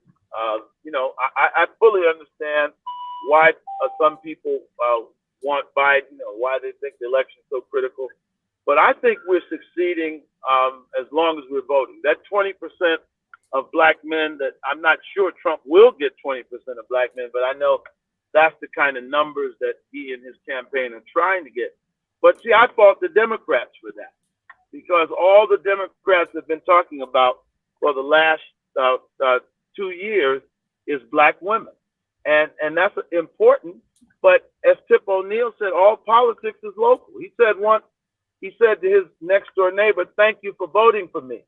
And the neighbor said, "Well, I didn't vote for you." He said, "Well, you're my next door neighbor for 25 years. I assume you voted for me." He said, "No, you didn't ask me to vote for you." And so the bottom line is, I'm not going to get down on black men. That sounds like Joe Biden. Who is he? He's not a savior. And if he hasn't asked for black men to vote, or he hasn't been concerned about black male votes, and all he's been concerned about is saying, we're going to get a black woman, then you are telling black men you don't necessarily want their vote. So that's the job of the candidate. The job of the candidate is to get the votes of people that they want to vote for them. It's never the job of the citizens just to vote for somebody. So I push back on it. There's no right or wrong way of voting. As long as a person votes their conscience, that's fine. That you vote for who you want to vote for. That's my only position. I just don't believe that, if Biden does not, and if he wins, great. If he doesn't win and the post-analysis is done, these Democrats are going to learn they got to stop trying to divide our community, trying to be slick and smart. Oh, we're going to get all black women. And again, the difference between black men and black women in the last election was less than 10 percentage points, maybe 6 percentage points. So should black men be jettisoned and cast to the wind, and you show no concern for us for 4 years, and now in the crunch? So I push back on that a little bit. I love you, Jonathan, but I just had to. Well, that wasn't my argument. That wasn't my argument. Okay. That was Ed's. All right. But in terms of my argument was that if you have to convince someone right now, you're wasting your time. You need to, like, if it's about winning, then you need to make sure votes are counted, right? If you're like, hey, I'm already on Biden, Harris side, Trump, horrible. And if you got to convince somebody, I'm like, there's a limited amount of time that you have, right? Yeah, but But there's still a lot of undecided voters. We have. No, I don't agree with it either, because first of all, what I don't agree about is that it's almost dismissive, as though these are lost causes. Well, as long as these brothers are voting, that's the main thing. They know who they want to vote for. But if someone's voting, that's fine. But there's a lot of people are saying, I'm not voting. I don't see the reason to vote. Yeah. And these are conversations that have been had for a long time.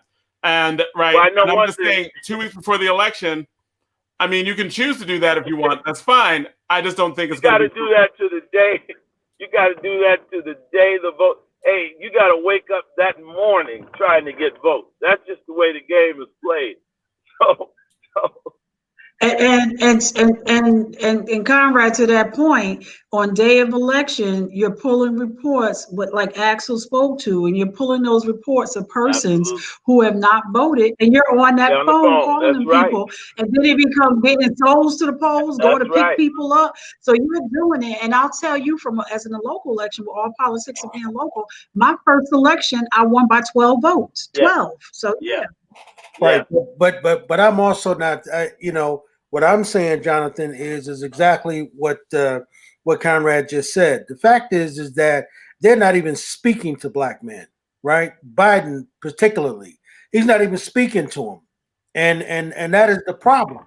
And so you're saying, John, they shouldn't even be worrying about him. I think that's wrong. I'm saying they already made a mistake, right? I'm saying right now, right? But Jonathan, hold on. Hold on. I'm saying right now with the Biden campaign. Jonathan, hold on a minute. What I'm saying to you is that this is the same issue that Tamika, right, said when she called and told them in Brooklyn, when she called and told them, look, y'all are not spending enough money in the black community. Y'all need to spend some money in black press. And them young white boys in Brooklyn said, we don't have to. We're going to get the black vote. They did. Same thing with black men. You're saying, no, don't worry about them. That's bullshit. That's not what I'm saying. No, Jonathan, what you just said is that worry about the people who are going to have. If you want to keep talking, that's cool, but I can explain it. All right, so I'm saying this, right? Early on, the Biden administration made a decision that, we had a lot of the conversations about Kamala Harris, prison industrial complex. They didn't care about it. Black men care about the issue of mass incarceration. They chose a vice president that didn't really speak to that. Joe Biden, 1994, all that other stuff. They didn't speak to that. That was their strategy. I don't know if it's going to work. I don't know if it's not going to work, right? But I know that right now, the most important thing is to get out the vote. Now, yes, should they spend massive amounts of money in the black community? Obviously, yes. Do they try to get out the vote? Yeah, because we're in the get out the vote stage. But if you're talking about changing the message at the last minute, it's not even going to be heard, right? Individual one-on-one things you can do. But in terms of massive shift my whole focus of my campaign, I think they messed up a long time ago. So I'm not mad at I'm not mad at someone who's not voting. I'm not mad at black men who are voting for Trump, right?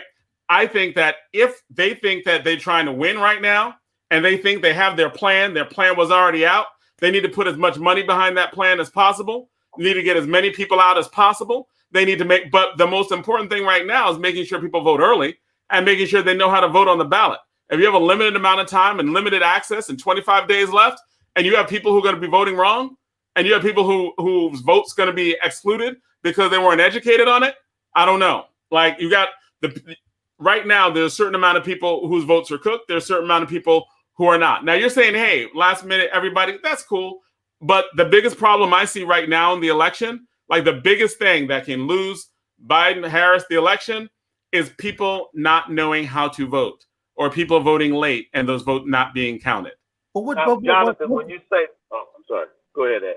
I was simply just going to say, what do you mean, Jonathan, when you say, with people who are not educated on the vote? Are you saying that those brothers right now who feel that No, I'm saying the ballots are confusing.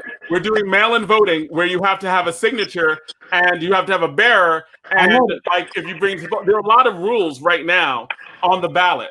If you have not voted online, if you have not voted by mail before, then there are a lot of new stuff that's there, right? It took me half an hour to vote in the last one because I'm looking through everything. I think I'm pretty bright. I think I read pretty well. But I had to really double and triple check to make sure that I was filling out the ballot correctly. And even after I filled out everything correctly, my signature might not be the same as it was 20 years ago. So I might need to expect a call. I think there's a lot of education that needs to go on right now in terms of voting that a lot of people aren't talking about like they need to. That's what I'm saying. I'm worried about in this election, more than people who aren't really feeling one way or another. Well, before you, Zaid, before you go, let's just Mitty's here. Happy belated birthday, Mitty. This is Libra season. Happy birthday. Thank you. I appreciate that, man. Yes, sir. Mitty, I joined you. I was October 5th. Your dad was the 7th. You were the 6th. Yes, right? sir. Happy birthday, my brother. What? Appreciate that, brother. Leaders in the building, leading the way. Hey, let me just say this quickly. Don't you know? That's this right. Happy week, birthday, little brother. You know this week, and I didn't know. Honorable Elijah Muhammad, I think we give it Amiri Baraka, all had birthdays this week. Isn't that something? Oh, wow. Yeah. Wow. And Honorable Elijah Muhammad. Mitty, Honorable Elijah Muhammad and Amiri on the same day. Yeah. Wow. Wow. Wow. October 7th is loaded. Today is the anniversary of the assassination of Che Guevara. That's another whole other conversation. There you go. Well, I'm sorry about that, Zaid. I just wanted to welcome Mitty in. I don't know. That's appreciate fine. That's fine. We've been trying to get him back over here for weeks. Glad we got him back. We need him now more than ever. I want to be back. I know that's right. Yeah. Well, I just sent you a message from Tamika, so it should come up on your phone.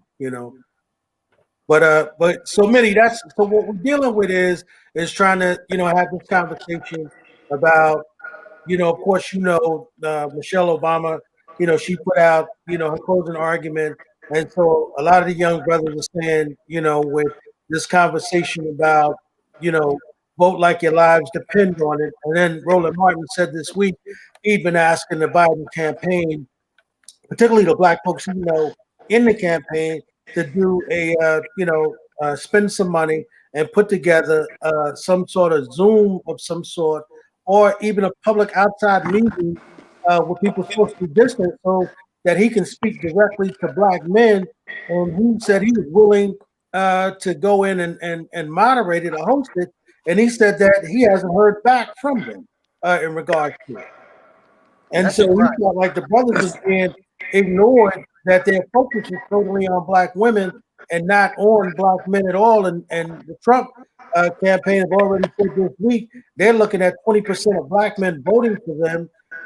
And my thing is that the conversation we should be having, in my mind, is let's talk about not scaring these brothers, but I guess let's talk about what's on the ballot. What's going to happen if they end up voting for Trump and Trump gets reelected? We've got to talk to them about their interests, what they're going to lose, and what's in it for them, right? And what they're not going to be. So that's where we are in this conversation right now. Okay, that's a good conversation to have too. The bottom line is, black brothers and sisters, they need to understand that this is a very important election, and that for me, I think, and for us in New Jersey, we need people to understand and be clear about the two choices that they have. It is the lesser of two evils, but we don't want to deal 4 more years with the devil. We got to understand that Donald Trump represents fascism, neo-colonialism. We need to make sure that folks understand what that means for us as black people. Maybe he'll take away our voting rights. You don't know what he'll do. He's that, that kind of guy. He reminds me of Hitler. So we need to understand exactly who we're dealing with and understand what devil we are dealing with. Black people in general, He's never spoke up for black people. You know, he speak up for the bourgeois, petty bourgeois class of folks. He released some people out of prison, right, to give us a biscuit here and there to say, listen, it's the same as, you know, us going into the hood and giving fiery speeches and giving out chicken, right? It's the same thing. He gave us a taste, but he never represents black people in general. He doesn't represent that at all. Neither does the other side. I want to be clear about that. But yeah, that's the conundrum. Yeah. I want to be clear about that. However, we still got to understand that the majority of black people, you know, we still want a democracy, and we got to fight for that. And we got to understand that there's at least, we got Kamala Harris, at least a black woman on that side to represent us, as somebody that looked like us. I can hear your father saying over and over again, we must halt the advance of the right wing. Oh, absolutely. Let me just say He is all in my head, and he should be in all our heads. Now, some of that. We're talking about facts. That's what we're talking about. Let me say this. I think as Mitty so eloquently said, the challenge, you know, I think if there had been a clear delineation in terms of a standard bearer for the Democratic Party, I think it would have been a much, you know, much more obvious choice. Yes. But let me just say this though, and I think people are not really looking at this. Joe Biden is not, as you said, what makes it tough is that Joe Biden has had a consistent record that has been against the interests of African American people. Now, Absolutely. you know, here's my point.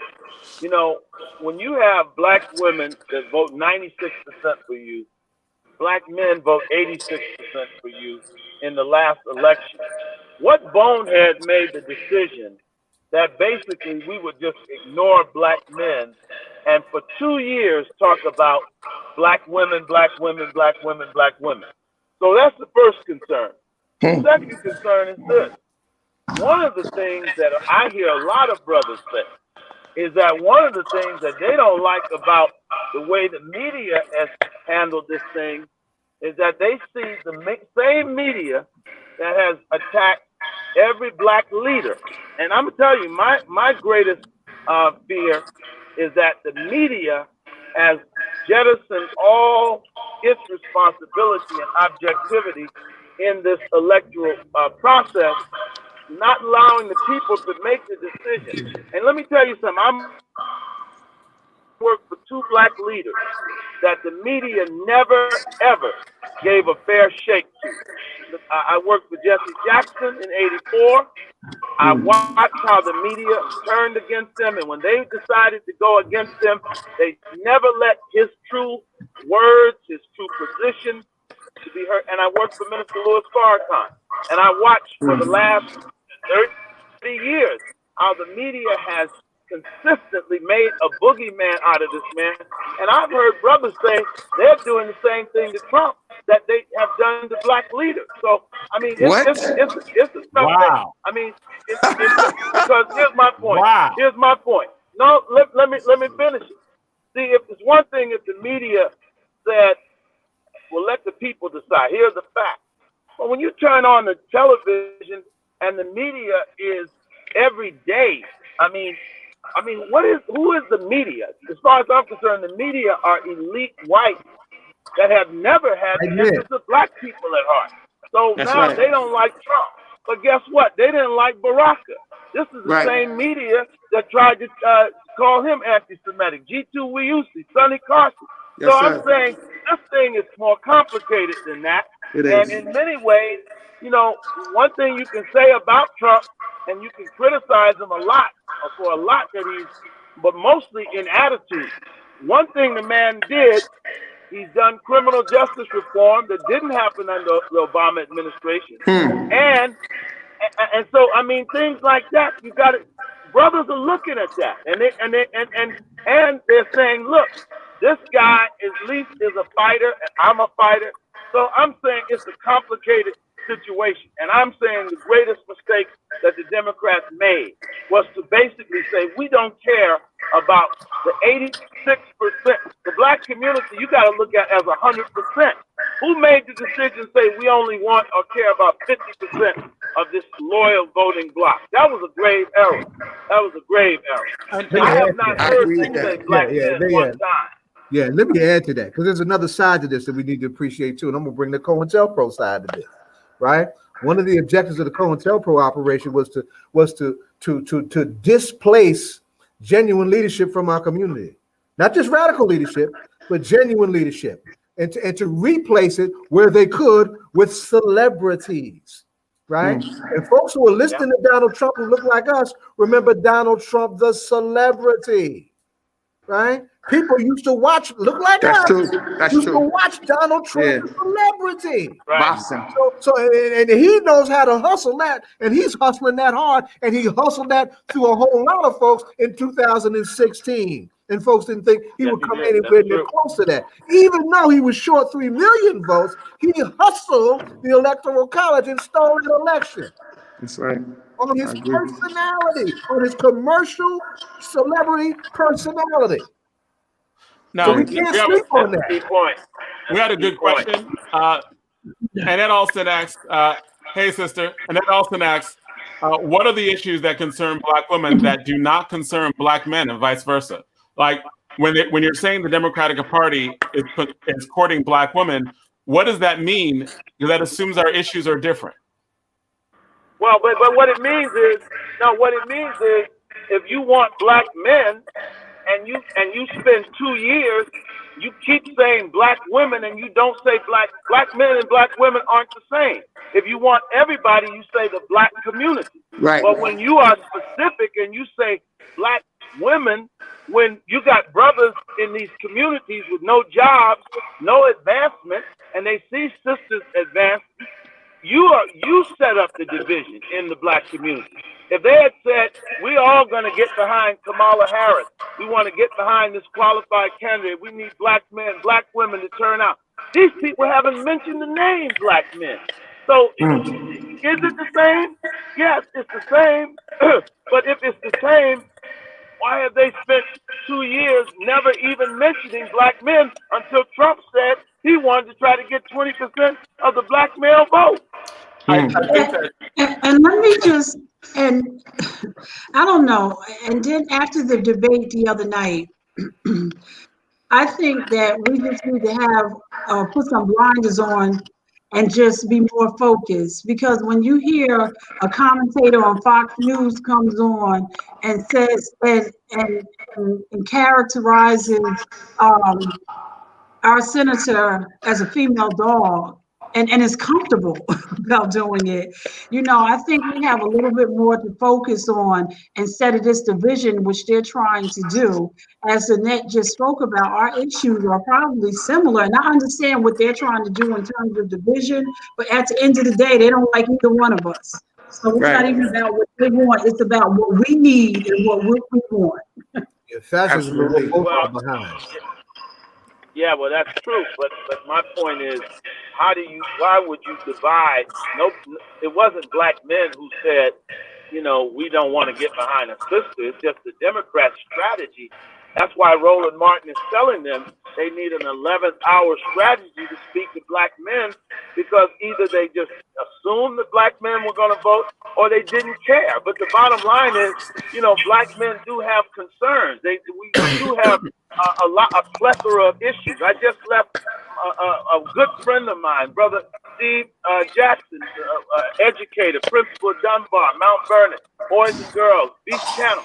His 27-year-old son committed suicide. Young brothers are suffering in this society. No jobs, in and out of prison.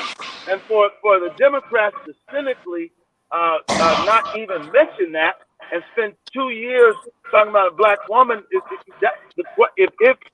there is division, it's division they created, because they should have been saying the black community all the time. Well, I think that's all they had to say. Reverend Tillard, I think I agree with you, and to some extent, right? But just in the context is different. I remember before when they were talking about nominating Kamala Harris, and Biden, my big objection was that it didn't speak to mass incarceration or sent the wrong question about the question of mass incarceration. When you're dealing with, like, if there is a black men issue, right? Even though black women are directly affected by it, I think that it would be mass incarceration. I think that Joe Biden didn't speak to that in terms of 1994, in terms of like those solutions for that. I think Kamala Harris and her background and certain things that were said or done that was vulnerable to it. I think that back then, they needed to specifically speak to mass incarceration. And just if both of them had said, we are going to end mass incarceration. We get what's happening. It's wrong. We are going to end it. I think what you're saying would have been directly speaking to a certain segment of the black male population in terms of like, hey, because we know all of us, no matter what educational background, et cetera, we can all be criminalized, right? The whole reason why it's mass incarceration is because it's unnecessary. We've been targeted as a group. And I think that type of like framing should have been done a long time ago. I think it's too late to do that type of framing now. I think they need to flood money and get out the vote, but they need to flood that money in the black community in terms of get out the vote. I think that the Democratic Party won't do that. an opportunity. They're not going to do that. They've been taking the black vote for granted. Forever. Right. And the problem is they look at traditional war map and the battleground states. And most of New Jersey, where we have a bunch of black people at, is a blue state. So they're not going to come here because of the leadership in the Democratic Party is technocrats, right? They don't even understand the ideological, space that they're in, that they need to be in. They look at stuff from a white male, white supremacist kind of view. And unfortunately, black people have bought into that in the Democratic Party. And they have now become technocrats, and the only thing that they see is battleground states, traditional states. And they won't break that mold and come into the black community and speak to black people because we allow them to go everywhere else. There's black people in the Democratic Party that go for that stuff. There's black people in the Democratic Party that's actually leading them to do the stuff that they're doing to us. Right. So we are at fault, namely Democrats that's, high-ranking officials inside the Democratic Party. And I always look at us as the number one reason why the Democratic Party don't speak to our issues. Then listen, let me add to both of you, or all three of your points, and take it further to the left. I would dare say the elephant in the room in terms of the misdirection of the Democratic Party is they're holding on to the Clinton baggage. And what is the Clinton baggage? Yes. Bill Clinton came into the Democratic Party with the Democratic Leadership Council to take the Democratic Party to the right. That's true. To the right, to go get white men at the expense of the black community. That's what he did. And black elected officials fell in on that. Right? What we should really be talking about is why aren't we talking about a bold campaign that dares to take this whole particular historical moment to the left? Everything that is wrong with Trump and everything that's wrong with the Democratic Party right now. So let's do something different. Let's do what's necessary to make to take this whole thing to the left. Let's build around the future of the Democratic Party, which will look like people like Mitty, which will look like people like Raz, which will look like people like Alexandria Ocasio, which will look like our sister up in Boston, Ayanna Pressley, which will look like the little sister from the Black Lives Matter movement that just won in St. Louis, right? Sister Cora Bush. Let's dare to break out of the box, right? And take everything that's happening on the streets that needs to be on the streets into the house and take the house over. Although we're gonna have to decontaminate it now because Trump done made it funkier than he has ever had, walking around spreading all this COVID with his nasty stuff. We always knew he was disease, now it's proven. And to that point, Zaid, I can remember during the Clinton years when people were referred to Clinton as our first black president. God, and I can remember, Floyd was elected. Yeah, and I can remember, good Lord, Al Sharpton saying that is not funny. He is not our first black president, and you should not characterize him like that. But Reverend Tillage, you had brought up Jesse Jackson earlier, and just wanted to shout him out because his birthday and Al Sharpton's birthday were this week as well. Absolutely. So let me share some breaking news with y'all. Of course, y'all, yeah, while we were on, doing the vote, it said that breaking news is the second presidential debate has been canceled Good. by the Commission of Presidential Debates, and because Donald Trump and his team have been extremely difficult and will not take a test to determine whether he is COVID positive still. Wow. This man is ridiculous, right? He doesn't want to have any dividers. He doesn't want to have a virtual debate. He wants a live debate, and he doesn't want to take a test so we can all be comfortable in knowing that he's no longer COVID positive. Y'all do your disclaimers. I'm gonna say it straight up. I'm a field slave, master sick. I'm praying that it dies. He's disgusting. He's disgusting. May the chickens come home to roost on his behind. He's disgusting. So, but here's the thing, man. What Roland Martin said is that he's waiting. Roland Martin even suggested a list of names, right, of black men who black men respect, right, and we know in Newark that Mayor Baraka with the men's group, would be a dynamic speaker to speak to young black men and talk about our interests and so forth. And so Roland was talking about what he suggested to them was that he said, look, and have Biden come into that situation with people who could put together these groups for him, and he would speak to them. And he said, put the money on the street behind it, like you've been saying. To these brothers, and we all know that before, and Mitty, you know this is true. We all know that before COVID happened, we had 3,000 men that came together, and we were on our way to organizing well into 5,000 to 10,000 men in the city of Newark alone around the mayor. Am I right about that, Mitty? Absolutely. We did that at the hotel down there. Yes, at the Robert Tree. Robert Tree. That's right. Men's meetings. Yes. Right. And so what Roland was saying is true, John. And I'm saying for people who've never been to those meetings, they have no idea what that camaraderie is like. And so with Roland speaking to them and saying, yo, you've got to be willing to go talk to the Barakas of the world. You got to be willing to talk with these young brothers who are in leadership and have them organize this for this man in the next 25 or 30 days and have him come in and speak to young brothers and sisters on the ground. Because just ignoring him, John, what you're saying, I don't think that carries weight with them. I agree with that 1,000%. That and putting the money on the table in our community. And Mitty, I want to ask you this. Mitty, I want to ask you this.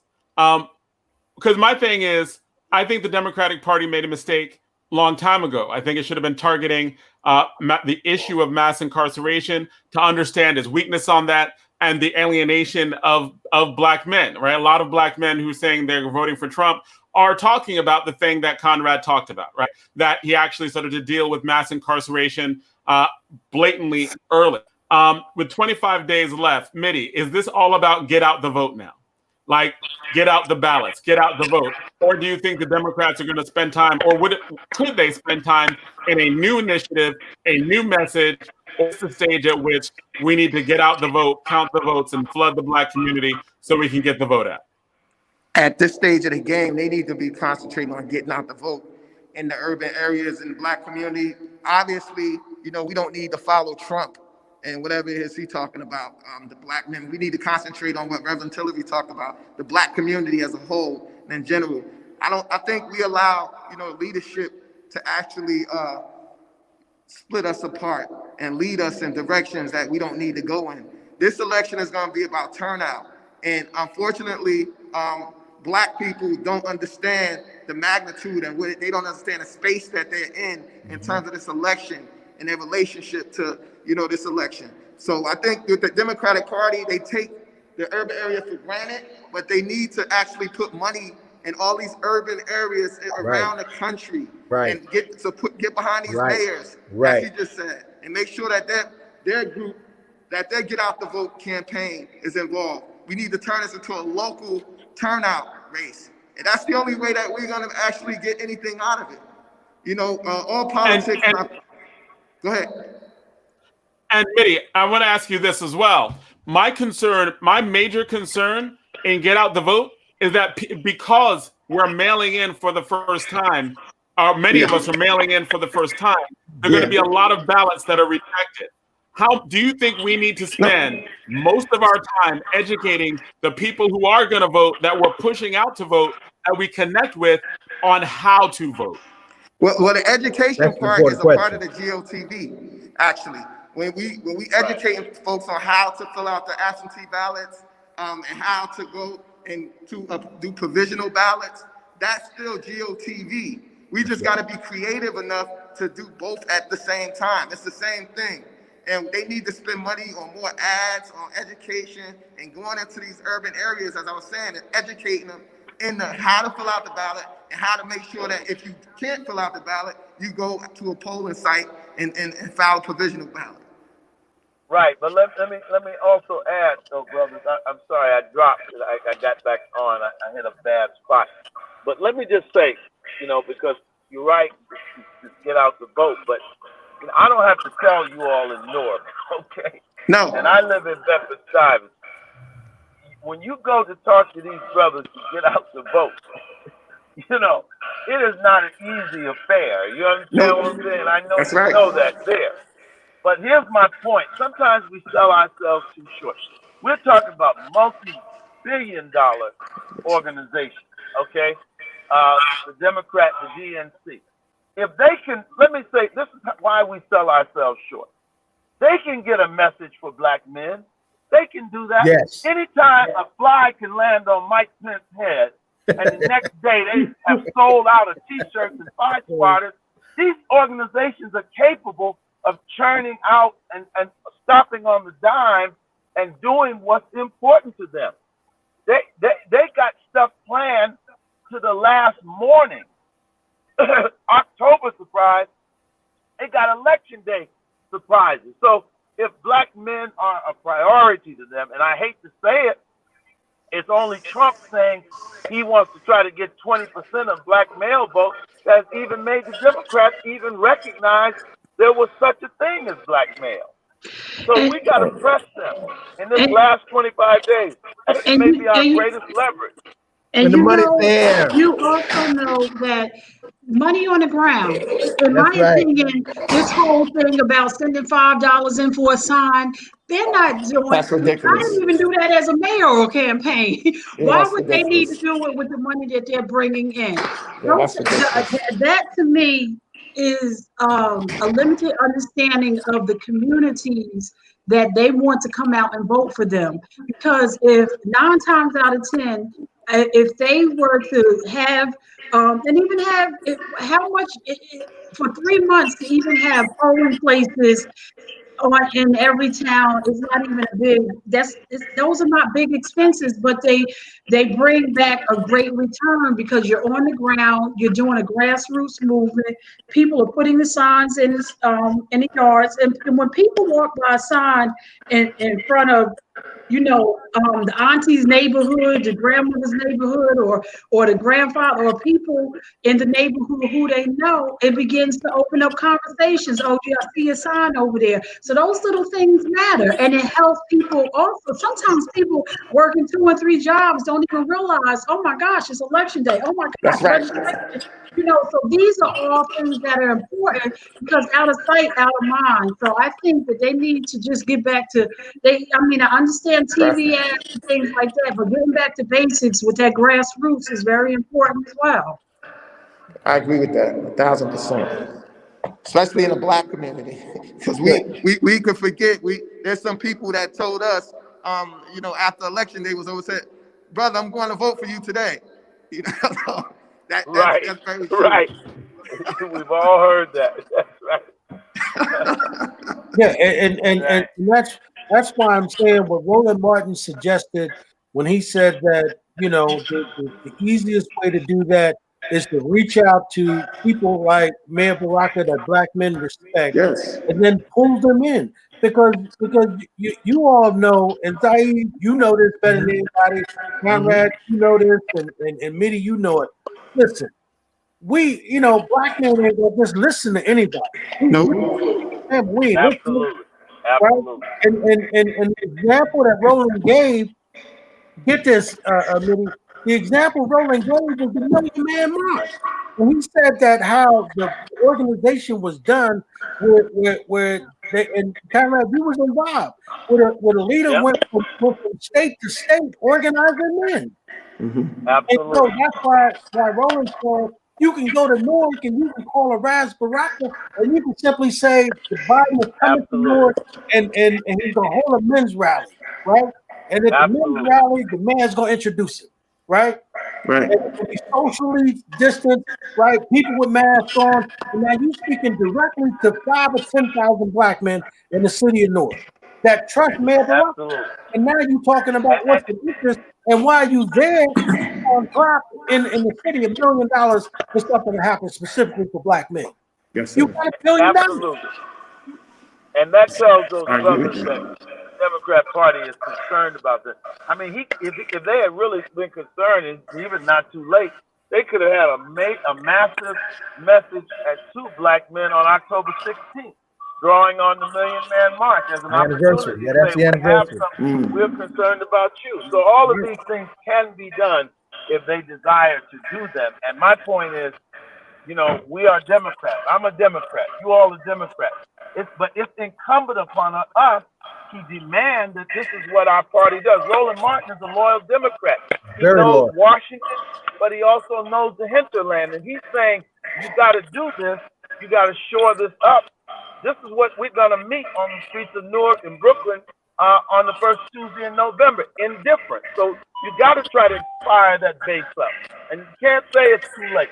Even that morning, you got to. This goes down to the wire. It's all or nothing. Well, you know, the funny thing, Reverend Tiller and Mitty, is that, you know, they all want the momentum of President President Barack, his campaign, but they're not doing what he did. He actually was. He did a very grassroots campaign when he was running. He was here on when President Barack was running. He was here. Obama. Yeah. No, I'm sorry. When President Obama was, he was here. I want to say like 4 times. Yeah. He was here. And even once he got in, the amount of times he came back for Corzine, he was. I think I always say he even campaigned harder for Corzine than Corzine campaigned for him. Absolutely. I remember him being. I mean, the Prudential Center was just opening, but he was here, and it was to what you just said, Reverend Tiller. He was calling on the leaders on the ground. Listen, we're going to come. We're going to do a rally. I'm going to show up the Prudential. Make sure they're there, and that's exactly what happened. And I don't understand. And you know, even Ed, you know, Donna Brazil spoke to this on a just respect of the Clinton campaign of when she was calling Brooklyn, asking for certain things and their response and things like that. But the very thing that they want, they're not doing because it's already been done. Right, and that's what you know Roland was saying, and that's what when Tamika did that. When she saw what was happening and she said that they were not spending money, listen, if there's anybody on this call who know how money moving campaigns is made, these people got the money. They just don't keep spending that money with black people as important. Remember, when Hillary Clinton ended her campaign, she had $30 million. That's right. She had $30 million that Tamika and Roland and all of them told her to spend in the black community, and them young white boys said, "Oh no, that black folk gonna come out and vote for her. We ain't got to spend that money." And that's what happened. And that's the same thing here. These people got $1 billion, right? And for some reason, you know, they won't speak to black men and young black men, and you got black folks saying, look, man, just call on the people who've already got those organizations in place. Call on Chokwe Lumumba down in the that's right. Yes, man, we can set that up for you. And all you got to do is fly by in, right? But y'all got to go and y'all got to be able to put that together. It's not happening, man. And so Roland said yesterday on his show, when he did it, he said, look, man, He said, I see the same pattern. He said, you got Trump working on trying to get that 20%, but Biden and them are saying, no, let black women drag black men to the polls. You know, if there's a damn football game or something going on, black men ain't gonna fill out no paperwork, and if they fill it out, they ain't paying attention to how it's being done, and that's gonna be thrown out. Yeah. So Now, I know this has been a great discussion and it's been lively, but I know we're coming to the end of this particular segment. I know that there's some. I get what you're saying in terms of like where they're focused on the vote, but I know that we are getting ready to come to the end of this segment. Are there like final words you want to say on this topic? John, can I just ask Mitty a question?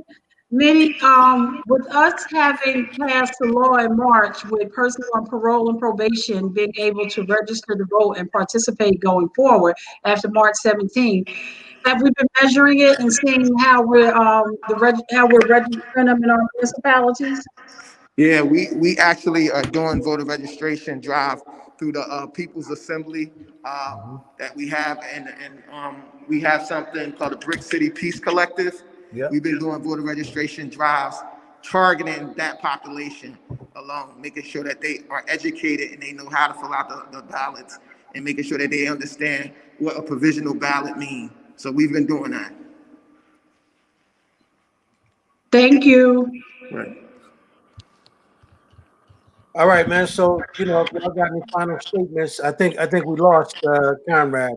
So, Mitty, you got any final statements before we close out of the vote, my brother? I'm so glad to have you back, brother. I'm happy to be. Yeah, I'm happy to be back, man. I'm Right so on happy to time, be too, back, for real. I swear. Yeah. Yeah. I just think, you know, we need to actually, you know, study what's going on here, man. History is for us to learn from, right? So we got to learn from what our mistakes, and the leadership of the Democratic Party needs to change. I'm going to say that over and over again.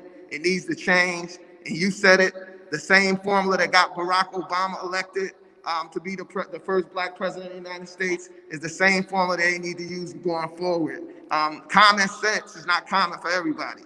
And unfortunately, you know, the Democratic Party is comprised of rich white males and liberal blacks that really don't have a full understanding and grips of the conditions of black people and what we doing. And we just need to go after the leadership of the Democratic Party and change it, and change the temperature. That's it. Right on to that. Well, there it is, y'all. Thank you, Mitty, for coming through and doing your show, my brother. We'll see you next month. And I appreciate you. I appreciate you. November, man. You know. Gotta And hope we advance the right way. Reverend Tillett is back. All right, well, brother Conrad, you got any final statements, brother, before we close out the vote? I don't think you can hear me.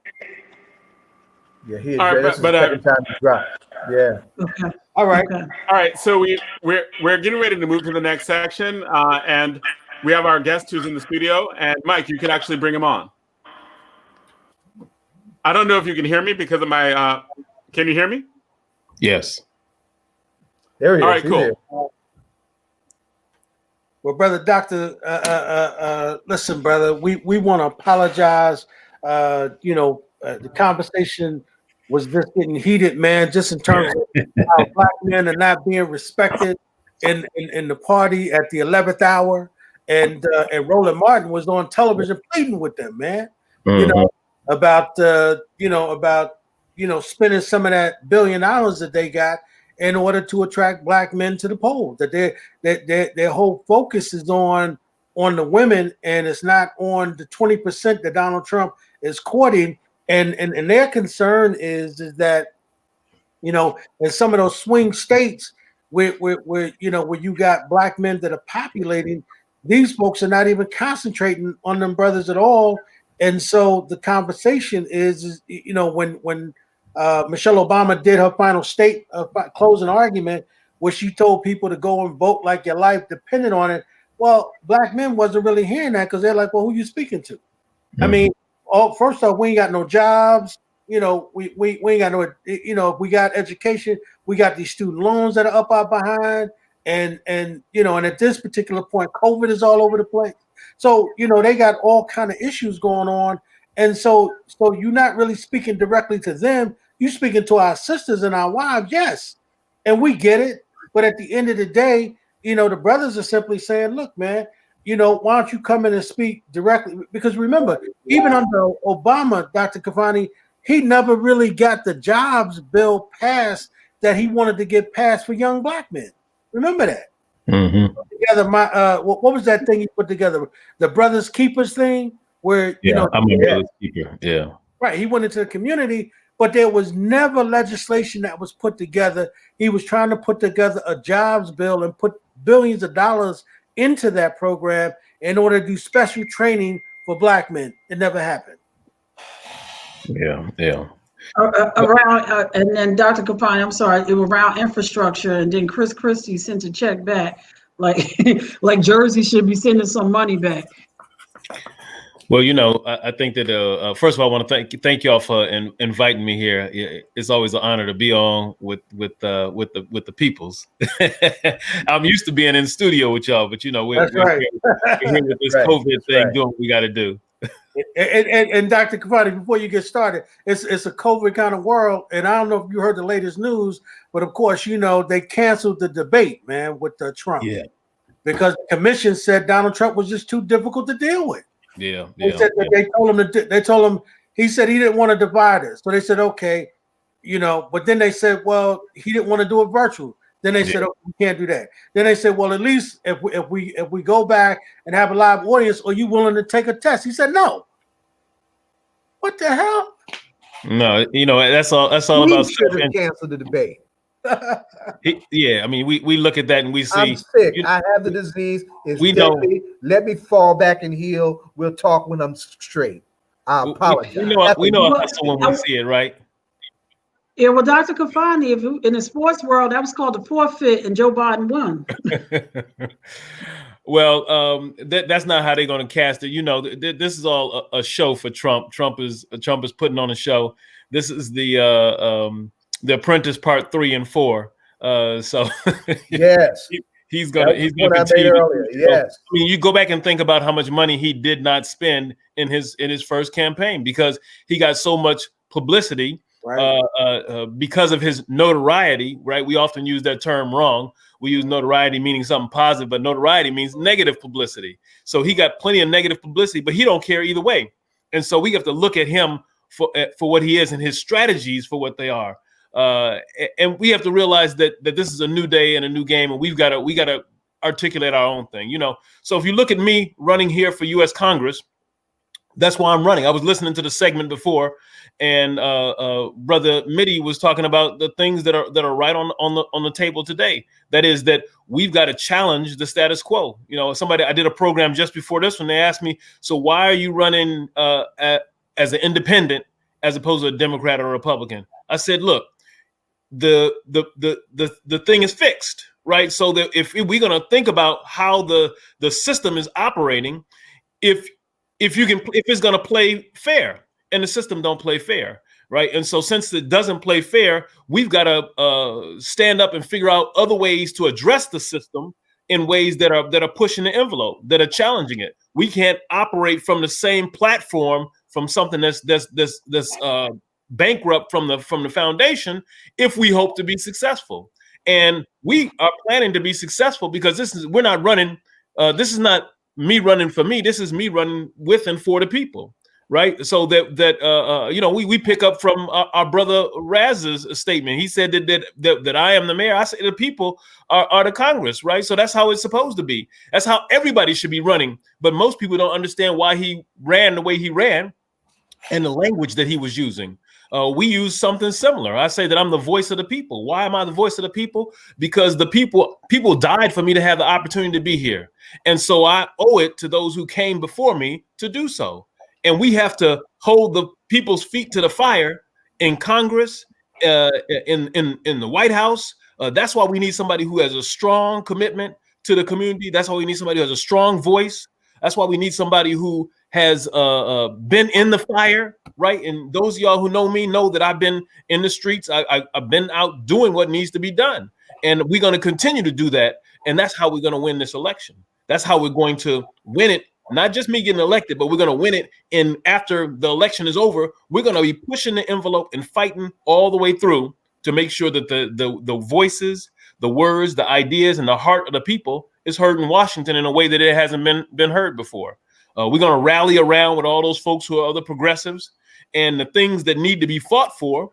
We're going to keep listening to the people, so we keep bringing the word of the people to Congress. And that's how it should be, but it's not.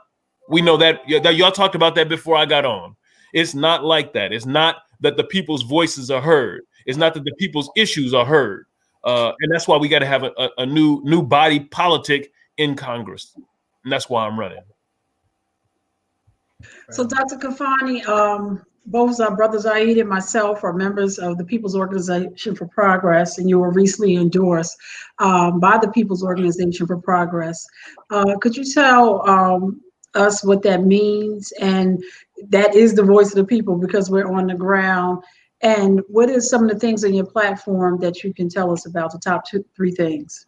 Yeah. So first of all, I want to thank Pop for endorsing me. I appreciate the willingness of the people to see that somebody who comes up from the ranks is willing to fight for those issues. So that Pop is always, right across from Essex County College, where I'm a professor, always got a rally, a protest, something going on.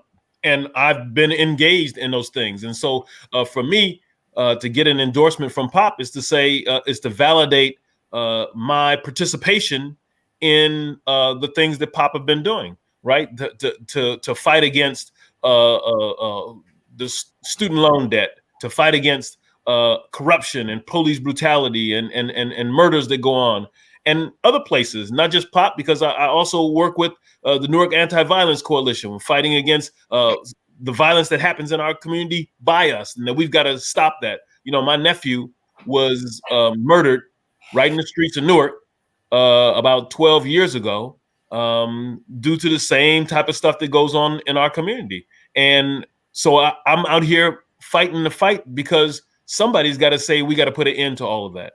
All the places where violence is this trauma that happens in our community.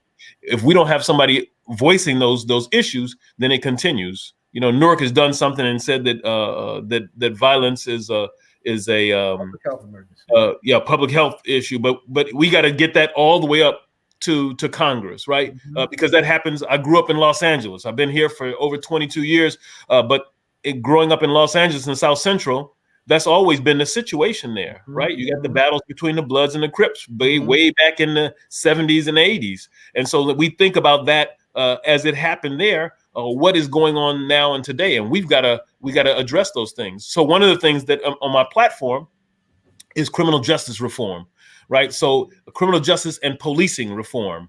I think that we've got to make sure that we look at this holistically. I think the places that have talked about policing, defunding the police, but haven't looked at that holistically, I think it's like a shell game, right? So you take money from the police and then you put it in the school system, but for the school system, it goes to the security, and the security that the police, that the school system hires is the police. Well, who's being fooled here, right? We've had to make sure that there's systemic change because these are systemic problems and we need systemic solutions. So that for me, when you're talking about criminal justice and policing reform, that means that we got to talk about how policing happens. We've got to look at what happens in the courts with the prosecutors, what happens with the judges, what happens in the prisons and the jails. We got to end private prisons, right? And any other kind of boondoggery that happens in that process. We got to make sure that there's no shifting of things from one side to the other. And when we do that, we have a holistic, complex response to a problem that is complex. We can't have piecemeal solutions and hope to have genuine solutions to the problems that are going on and that are facing our community. Another issue, I'm sorry, go ahead. No, I think you're absolutely right. First off, what I want to say, Dr. Kafani, I think that, that was a huge endorsement by the People's Organization for Progress, probably one of the most well-respected community organizations in this country, not just in New Jersey or in Newark. So I think that was a huge endorsement from Larry and all of the members of that organization. I think that the question for you, my brother, is that, as you know, that and particularly your understanding of the culture, that there's some issues that are peculiar, particularly to Black folks, right? That aren't and if we're talking criminal justice, we're talking about two different justice systems. Just look at Breonna Taylor, right? If we look at the police officers in that particular case, and we look at the grand jury, and we look at the information that is being alleged that was not told to the grand jury, and as you know, some of the grand jurors today are being or asking the judge to be allowed to speak, and of course, that the AG is fighting against that. My question to you, brother, is that how do you go to Congress? How do you, as a congressman, brother, fight to make that happen so that we can get equal justice from these police departments? Well, when you're talking about the police department and getting justice, the first part about that is recognizing that the way that things happen is that they're unjust for us, right? As you've already indicated, and that we've got to change both the laws and the practices. That's why I say we have to have a holistic solution. We can't just talk. I'm a sociologist by training, right? I got a master's and a PhD in sociology. I've written books on racial, on affirmative action in South Africa and the United States, looking at race relations. And so looking at those things, I'm clear that if we just believe that we go to and we get elected, or we go to court, we assume that the laws don't play themselves out the same way. And we can go back. I was in Los Angeles after the Rodney King beating, or during the Rodney King whole situation. But after Rodney King, when Rodney King's situation happened, what they said, it was the first time that we had videotape evidence of something that we already knew had been happening to us, being brutalized, tortured, and maimed for decades. But we have video evidence of some big old video recorder, right? On a VCR tape. But we had video evidence of what we already knew to be happening. But when we got to court, what did they say to you?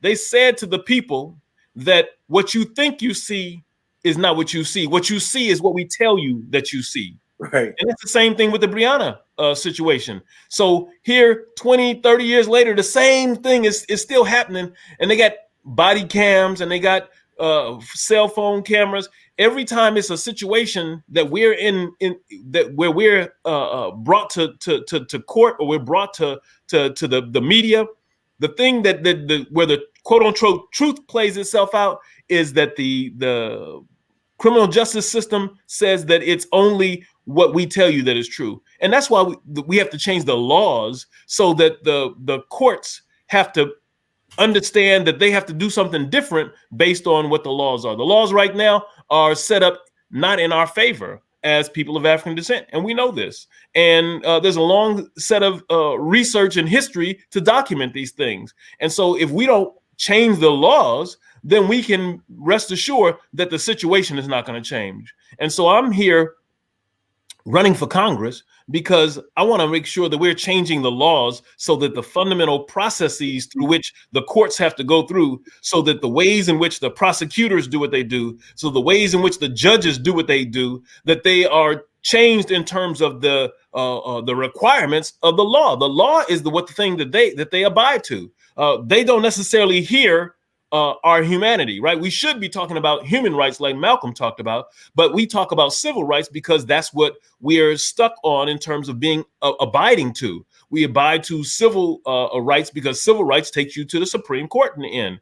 Well, our Supreme Court, our Constitution doesn't necessarily is not built on the human rights legislation or dialogue that emerged when the United Nations and all the things that related to the United Nations were formulated, like as in the South African Constitution. So we've got to think differently and push differently to address these issues. And we need people who understand that and can articulate it and are willing to fight because they know that the system is not in our favor. If we think that it's all great and it's in our favor, then we're deluded. And I'm not one that's deluded because I've been in this struggle for a long time. Well, one question I have is that can you hear me? Yes. One question I have is that given the nature of Congress, the courts, the makeup of both Congress and the Senate, the very difficult nature of getting laws passed. Yep. How would you get laws passed that help Black people, given everything you talked about in terms of history? Yeah.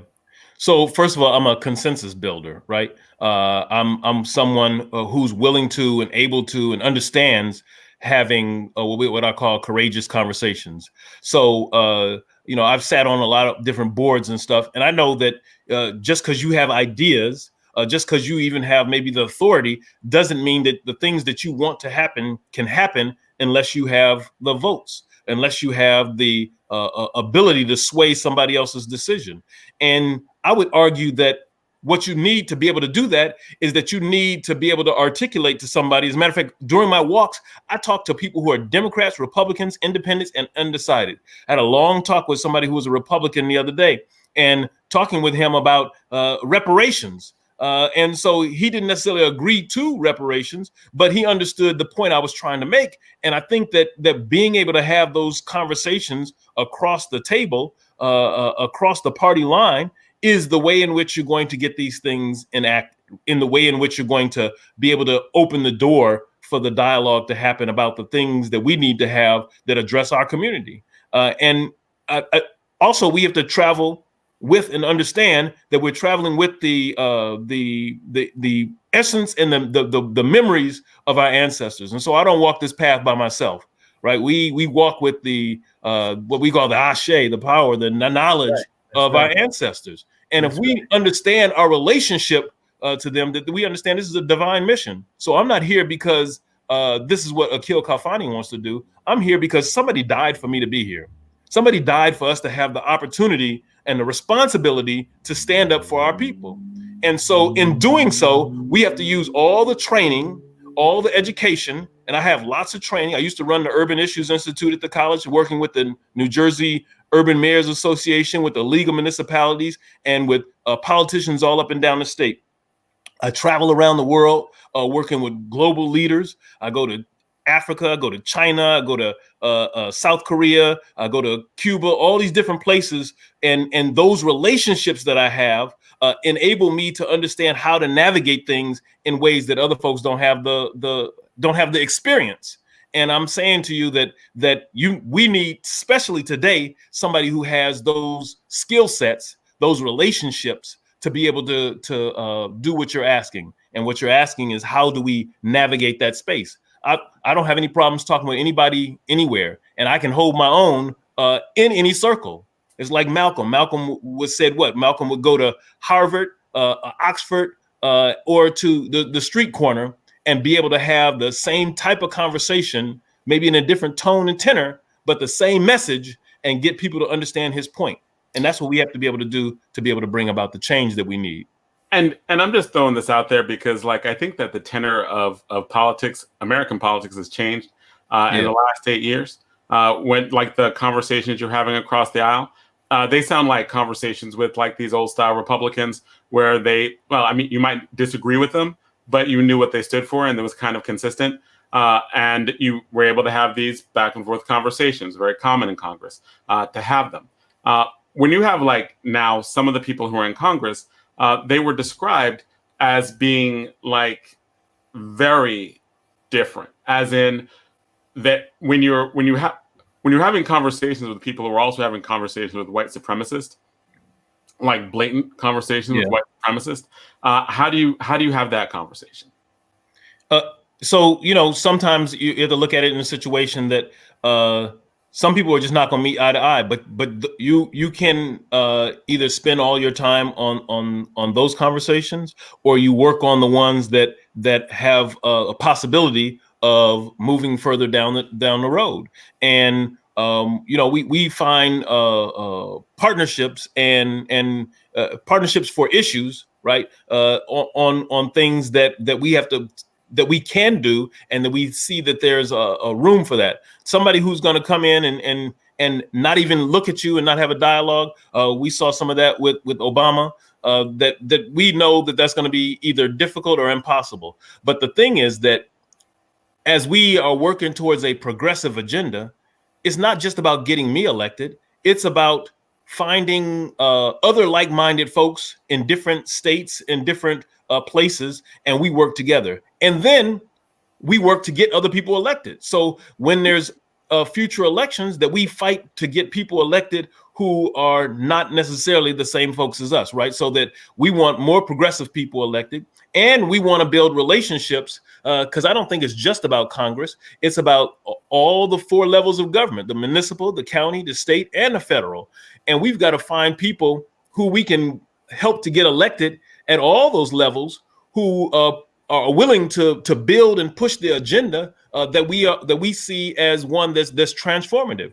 If we can do that, then I think we build momentum, and the people can see the evidence of the things changing. And sometimes it may be gradual steps, but then those gradual steps turn into big things. And as we work, we want to work with Mayor Baraka. We want to work with Mayor Green. We want to work with all these different elected officials in these different places, because working together, we bring things differently to the table. We bring some CDBG, Community Development Block Grants, back to this area in the 10th district, and we do some other things that haven't been done as of yet. We work to get legislation pushed, regulations and rules changed so that they benefit us. This transportation hub that we're in, how do we look to develop those things that are unique to the 10th district that haven't been? So some things are unique here that aren't other places, but we got to push for those things that are specific to our area as well, right? So some things are on a national level and some things on a more regional level, and that's how we work with folks who are in our area to get those things pushed that can be, sometimes they're packaged with other pieces of legislation, and that's how we get it done. Let me take this to the international stage now. Yes, sir. Right on, right? And just building on what you're saying and what Jonathan just asked you. The Congressional Black Caucus, once upon a time, was considered the soul of the Democratic Party, right? And I don't want to offend anybody on this when I say this, but this is the Congressional Black Caucus today is not the Congressional Black Caucus that staged the sit-in on the congressional halls when Ronald Reagan was elected president, worried about the country going to the right. Okay, I'm concerned. How do we navigate a space to reclaim the soul of the Congressional Black Caucus and the Congressional Black Caucus as a body in the name of people staying alive and having the right to live and enjoy their human rights internationally, right? And let's get rid of these sanctions against Zimbabwe. Let's end the blockade against Cuba, right? Let's end this hostility towards Venezuela. It's an incredible story right here, right up under our eyes, and our people in Venezuela are doing incredibly well in spite of some crazy hostility that's coming from no place but here in these United States, right? And let's do those. Let's build around people like Ayanna Pressley, right? Like Alexandria Ocasio-Cortez, like this young sister that just got elected, right? And from the Black Lives Matter movement, Cora Bush out of St. Louis, and dare to claim a future of the Democratic Party looking like what the country looks like, and daring to advocate for what the country needs. No, I agree with you 100%. That those rallying with those folks are the things that we need to be doing. We need more progressives like them in office, and so I see myself as a progressive in similarly to some of the things that they're interested in working on. And when you talk about international issues, I traveled to Cuba, so I know that when we talk about the blockade and you look at the impact of it, let's look at it. I think a lot of people don't really understand what happens. If you were a shipper from Jamaica and you had a load of, say, bananas, and you wanted to bring some to Cuba and some to the United States, you if you stop in Cuba, you can't come to the United States for 6 months. So those bananas that you have are rotten now. So the blockade doesn't just affect Cuba, it affects anybody who's having a process with Cuba. So if you have anybody else that comes there, or that the way the rules are set up is that it's very it has a very negative effect.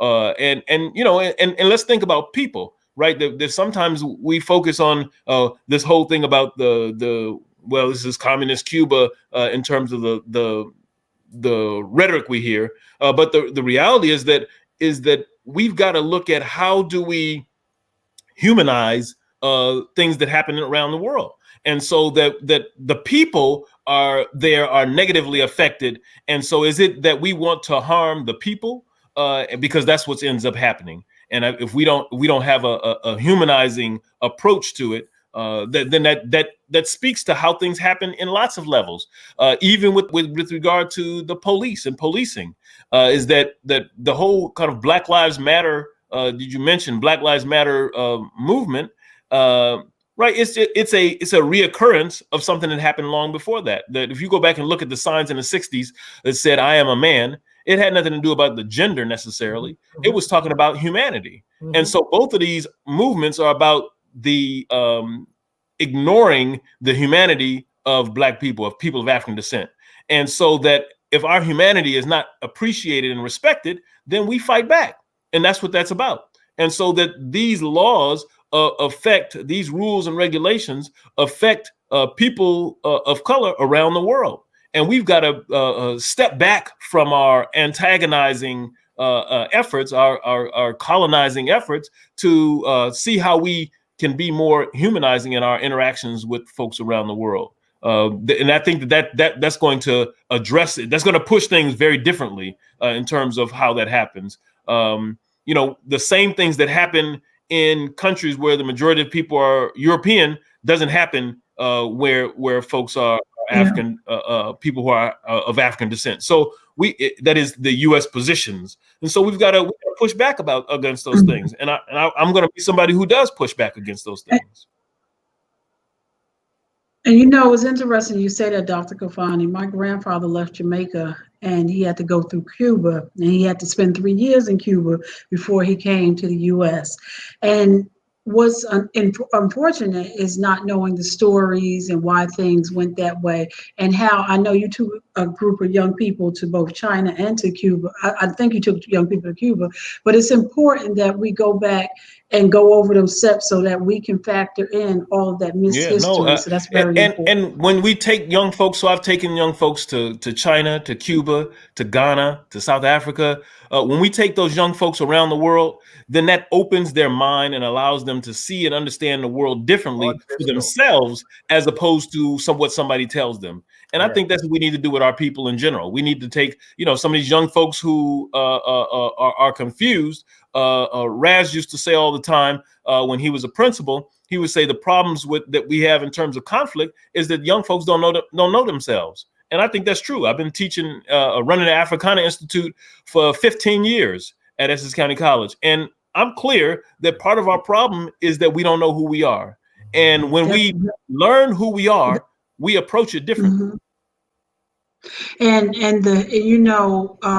I spoke about this earlier, that one of the things that we had started out doing once George Floyd unfortunate situation happened, and then the protesting took off, we were committed to making sure that we made demands on the Amistad legislation. Now, I have said, if it's never, implemented in Chatham, Morristown, but it needs to be fully implemented in our urban school districts. We need to have a personal commitment to do that, and we need to be able to teach from a book perspective and from a travel perspective. The learning that you get from traveling is second to none. And I think I have my brother's like class of 71, 72 at Orange High, and I look at some,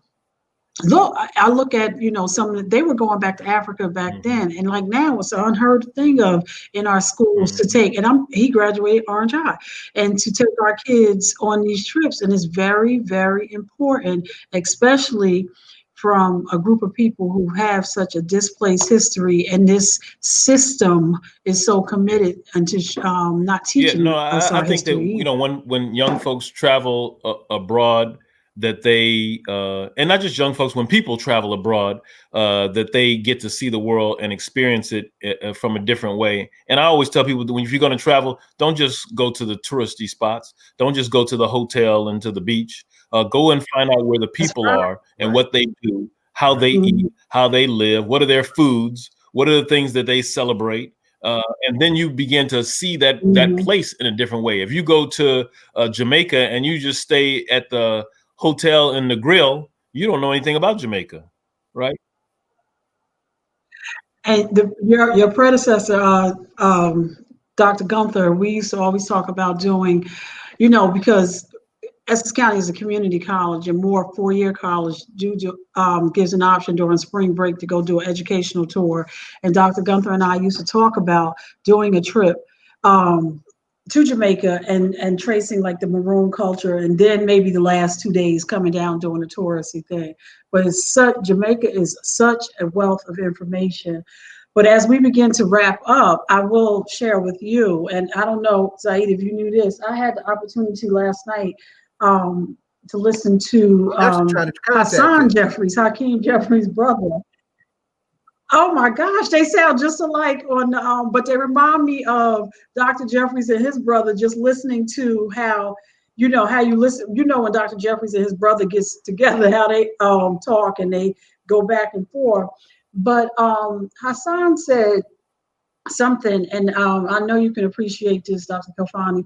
He said, we look at our history more from a nostalgic view and not from a historical perspective. And he said, we have like a Disney view of history, and that we need to go back and reimagine that, looking at what's going on with all of these statues going down. And I said, and he was talking about the big statue of Robert E. Lee coming down, and them in that spot, talking about putting Harriet Tubman there, and just to be able to have these discussions. And he's still working on a program now that sounded pretty outstanding program, just about how he's going about making sure teaching history. But he said, we got to get off of this. And I like the way he characterized this Disney view of history, and we got to teach. And then he was talking about how, listen, Jefferson, George, they had slaves. He's talking about the writers of the Constitution. It was a dynamic conversation. Talk on Madison as a slave master. Yes. So I was like, wow, yeah, we have to, yeah. But that was, and I think that, and Bashir, I thought he was going to be here tonight, but I don't know if you know, but he's been recently taking history to the street corner, and he was out on Branford and Broad and just taking it, because that aha moment that you get when you begin to understand who you are, is really, really important. And, and I know my dad had sickle cell and he died at an early age, but he was very committed to making sure that I knew that his mom was from the Virgin Islands and taking me there. And while I was too young to appreciate it, I understand now. And just, understanding the history and everything, it's really, really important. Mm-hmm. Wow, that's the first time I heard you say that. I have sickle cell in my family too. I lost the first aunt to that. Right? We go. That's a whole nother discussion that perhaps we need to come back to sometime. Okay. Well, I wanted to say that in reference to talking about both the Amistad and looking at how we talk about curriculum things. When you talk about Amistad in the state in New Jersey, I've mentioned many times that the one of the challenges, one of the reasons why it's not fully implemented is that there are no testing requirements. So they're never going to implement anything in areas outside of the urban areas for the most part without any testing requirements, without anybody pushing for it to happen. And we got to push to make it happen, so that I think that what we can do is that we can fight for this on a national level. And that's one of the things I'm going to be pushing for because I'm fighting for reparations, right? And so reparations, we have a couple of things. One is that I'm in support of HR 40, but I think that there's two pieces missing on HR 40. And the first one is that the reparations struggle needs to be tied into the international reparations struggle. Right. Folks across the globe have been pushing and fighting for reparations in the islands in Africa, because reparations is not just about the United States. Reparations is also about all these companies, right? That benefited from these colleges that benefited from a slavocracy, and that's what we had in the United States and all around the world. The major economy was a slavocracy, and that slave economy that was benefited from our free labor, from a free labor of our ancestors, is one that we've got to come to terms with. And the healing that comes from that, right? We got to. There's a brother named Ross McConney who wrote a book called My Grandmother's Hands, and he talked about the racialized trauma and the pathways to healing. We've got to address those things head on, and we haven't been willing to do that at this point. But I'm saying that we've got to do that. The other part about reparations for me is that it was illegal for us to know our letters and numbers. It was illegal for us to read and write. And you can go back and look at the black codes, and you'll see the evidence of that, right? And just the way in which society and folkways played itself out. That in plantations and other places, that folks were penalized for teaching Africans to read and write. So with that, and from Jim Crow segregated education, from those things alone, I'm arguing that we need to have free education for African Americans up to a bachelor's. And that's going to be something that I'm going to be arguing for in Congress, because I think that begins to equalize the playing field. Well, we're at the end, and we have to ask that question. I know you've been here before. So as you close out in your under 1 minute, can you just tell us what people need to know about voting? And can you tell us your favorite hip hop artist and/or group? Well, before you do that, Dr. Kafani, tell us where people can find you on the ballot. Yes. So I'm 3D on the ballot. So I'm asking people to vote off the line, right? I'm an independent progressive Democrat. I'm asking you to vote off the line, vote 3D. You can find me online at www.akilkafani.com. You can find out more about that. And what I did on my website, you'll see on there, as a matter of fact, it's right there.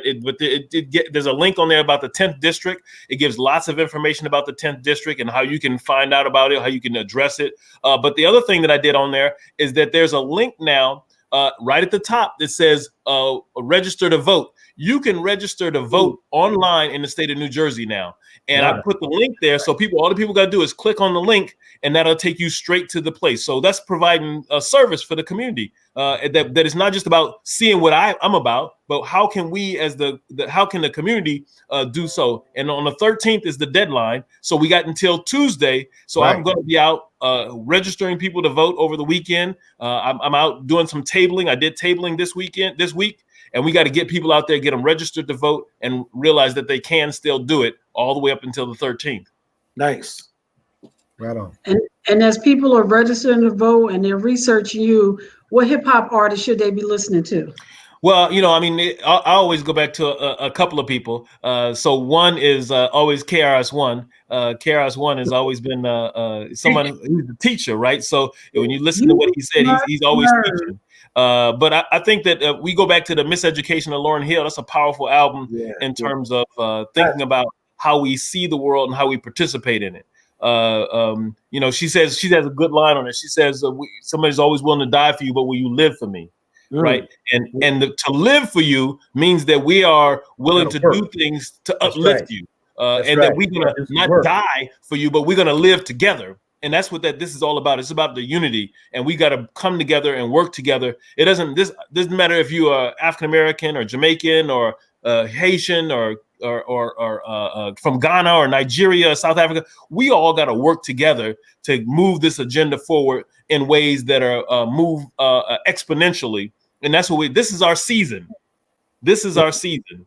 We've got to seize the moment to bring something about. This season might not last but 6 months, or it might last 6 years. We don't know. But I'm not willing to wait to find out if the season is going to end in 6 months. I'm fighting 110% right now, and I'm asking you to fight with me. I'm asking for people to vote for me, to come with me on this journey, to come with me on this movement, because this is a movement about change and about uplifting our community, and doing so with the understanding that tomorrow will never be like today if we do the things that we have to and follow in the footsteps of our ancestors. And tell your ballot position one more time. Yeah, it's D3. If you're in Essex County, it's D3. If you're outside of Essex County, if you're in Hudson County, because we cover 3 counties and 18 municipalities. If you're in Hudson County, we're 3C, and if you're in Union County, we're 4D. All right, that is y'all. Brother Kafani, I want to thank you, my brother, for coming on the show tonight and talking to the audience and dropping your wisdom. And we always appreciate you having us having you on the show. You not only come on the show, brother, you're a supporter of the show, have always been, and we appreciate that, my brother. So we want to say thank you for coming by and sharing your platform with the audience. Yes, sir. I always say Asante Sana. Thank you very much. We appreciate you. And when we get into Congress, I might have a suit on today, but where we come from and with the spirit of the people always. And that our spirit with the people is how we roll, and that's the energy and source from which we come, and we will always remain. Go for it. Well, brother Bobby Rush will appreciate that. All right, brother. We appreciate that. So brother, keep it black, brother. Yes, sir. All right, y'all. We get ready to close out, and we want to say, Zaid, you got any final comments? No, it was a great show, great discussion. Everybody's contributions were dead on the money. 14th Wednesday, we have that panel. What's on the ballot? The marijuana legalization question. ACLU. It's on our. You'll see it in Twitter. You'll see it on the ACLU Facebook page. You'll see it on the NCAT page. Check it out. We'll be dealing with more with those equity questions that we were trying to get Axel to also deal with. We'll be dealing with all that. We got to help each other. We got to help our community figure this ballot question out. We got to help them fill them ballots out. We got to make sure that they get this right. Everybody that wants to be in this should be in this. Hesitation, confusion should not be a part of the problems right now. Get out the vote means hands-on helping our folks do this right now. That's right. Donna, you got any final words you want to say? October 13th is the last day to register to vote to participate in this election. If you have not registered to vote, if you have not changed your address so that you can get your ballot, please take the time to do it. Tuesday is fastly approaching. We want everybody to be participate in this process. And we, like Mitty said, we don't wait you to wait to October 14th or November 4th and say, oh, I'm getting ready to register, or November 4th, I'm going to vote. No, Tuesday is the last day to register to vote, and the election ends on November 3rd. We are voting right now. Please get your ballot. If you need help, reach out to your county clerk. And we will post the county clerk's number on the All Politics and Local page. All right. Well, listen, y'all, we want to thank y'all, of course, for tuning in, and as we get closer to the election, we're going to get more and more intense. So we're going to tell y'all, to definitely stay connected. John, I see you just popped up. You got any final statements? Anything you want to say? No, just peace. Be careful. Stay safe. Vote early. If you get your ballot, fill it out. Make sure you fill it out. Double check it twice, and vote early. Vote early. Vote early. Tell everybody else. Vote early. All right. Well, John, that sounds like your Christmas list. Well, yeah. I just want to say, we want to thank all of our guests. I obviously want to thank Mitty for being back in the pocket. Yes. And thank Brother Conrad, for coming through. Gotta get Tamika back on. And Tamika did send a picture and her apology with her being on the plane. And, she said, she said something in her text. She said she knows she's a mess, but, she's out there trying to handle mess. Doing the work. She's doing the work. She is on the ground doing the work. Right. So she apologized, but sent the picture with her on the plane. And I'm going to post it online. Well, I don't know if I post it. I'll just send it to us. You know what I mean? Yeah. And more important, doing the work. But we want to thank all of the guests. Obviously, we want to thank what was the brother from the ACLU? What was his name? Axel Owen. So we want to thank Axel Owens, definitely for coming through as well. He was real informative, gave a lot of good information. So I want to thank him for that. And then of course, and he offered to be a future business partner, so I'm good. Yeah, hell yeah. Hell yeah. We need to that's something we need to talk about. And definitely want to thank our beloved brother, Dr. Kilfani. Without a doubt, his reputation precedes him. Brother's always with a dashiki, culture down. We appreciate that look from him all day, every day. But we understand, like they say in Jamaica, brother, you got the suit on. You gotta talk the language that they talking right now. I got it. So thank you for being on. And Ed, I just want you to know, I don't know if you see Mike in the background. He was very captivated by the conversation. Right. So the young people are listening. So shout out to our tech people in the background doing the work and who's listening as they do the work. Well, of course, we thank Mike. We couldn't have the show we have without him. I got to shout out the release of Jalil Muntaqim. 49 years, the last Panther political prisoner in the state of New Jersey, was finally released on parole after 49 years just 3 days ago. So I have to shout that out. We got to get the rest of my elder comrades out. We'll see you next week. We'll see you in the whirlwind. All right, Mike, you can shut us down. We thank you so much for the show. All right. Good night, y'all. All right. This has been All Politics.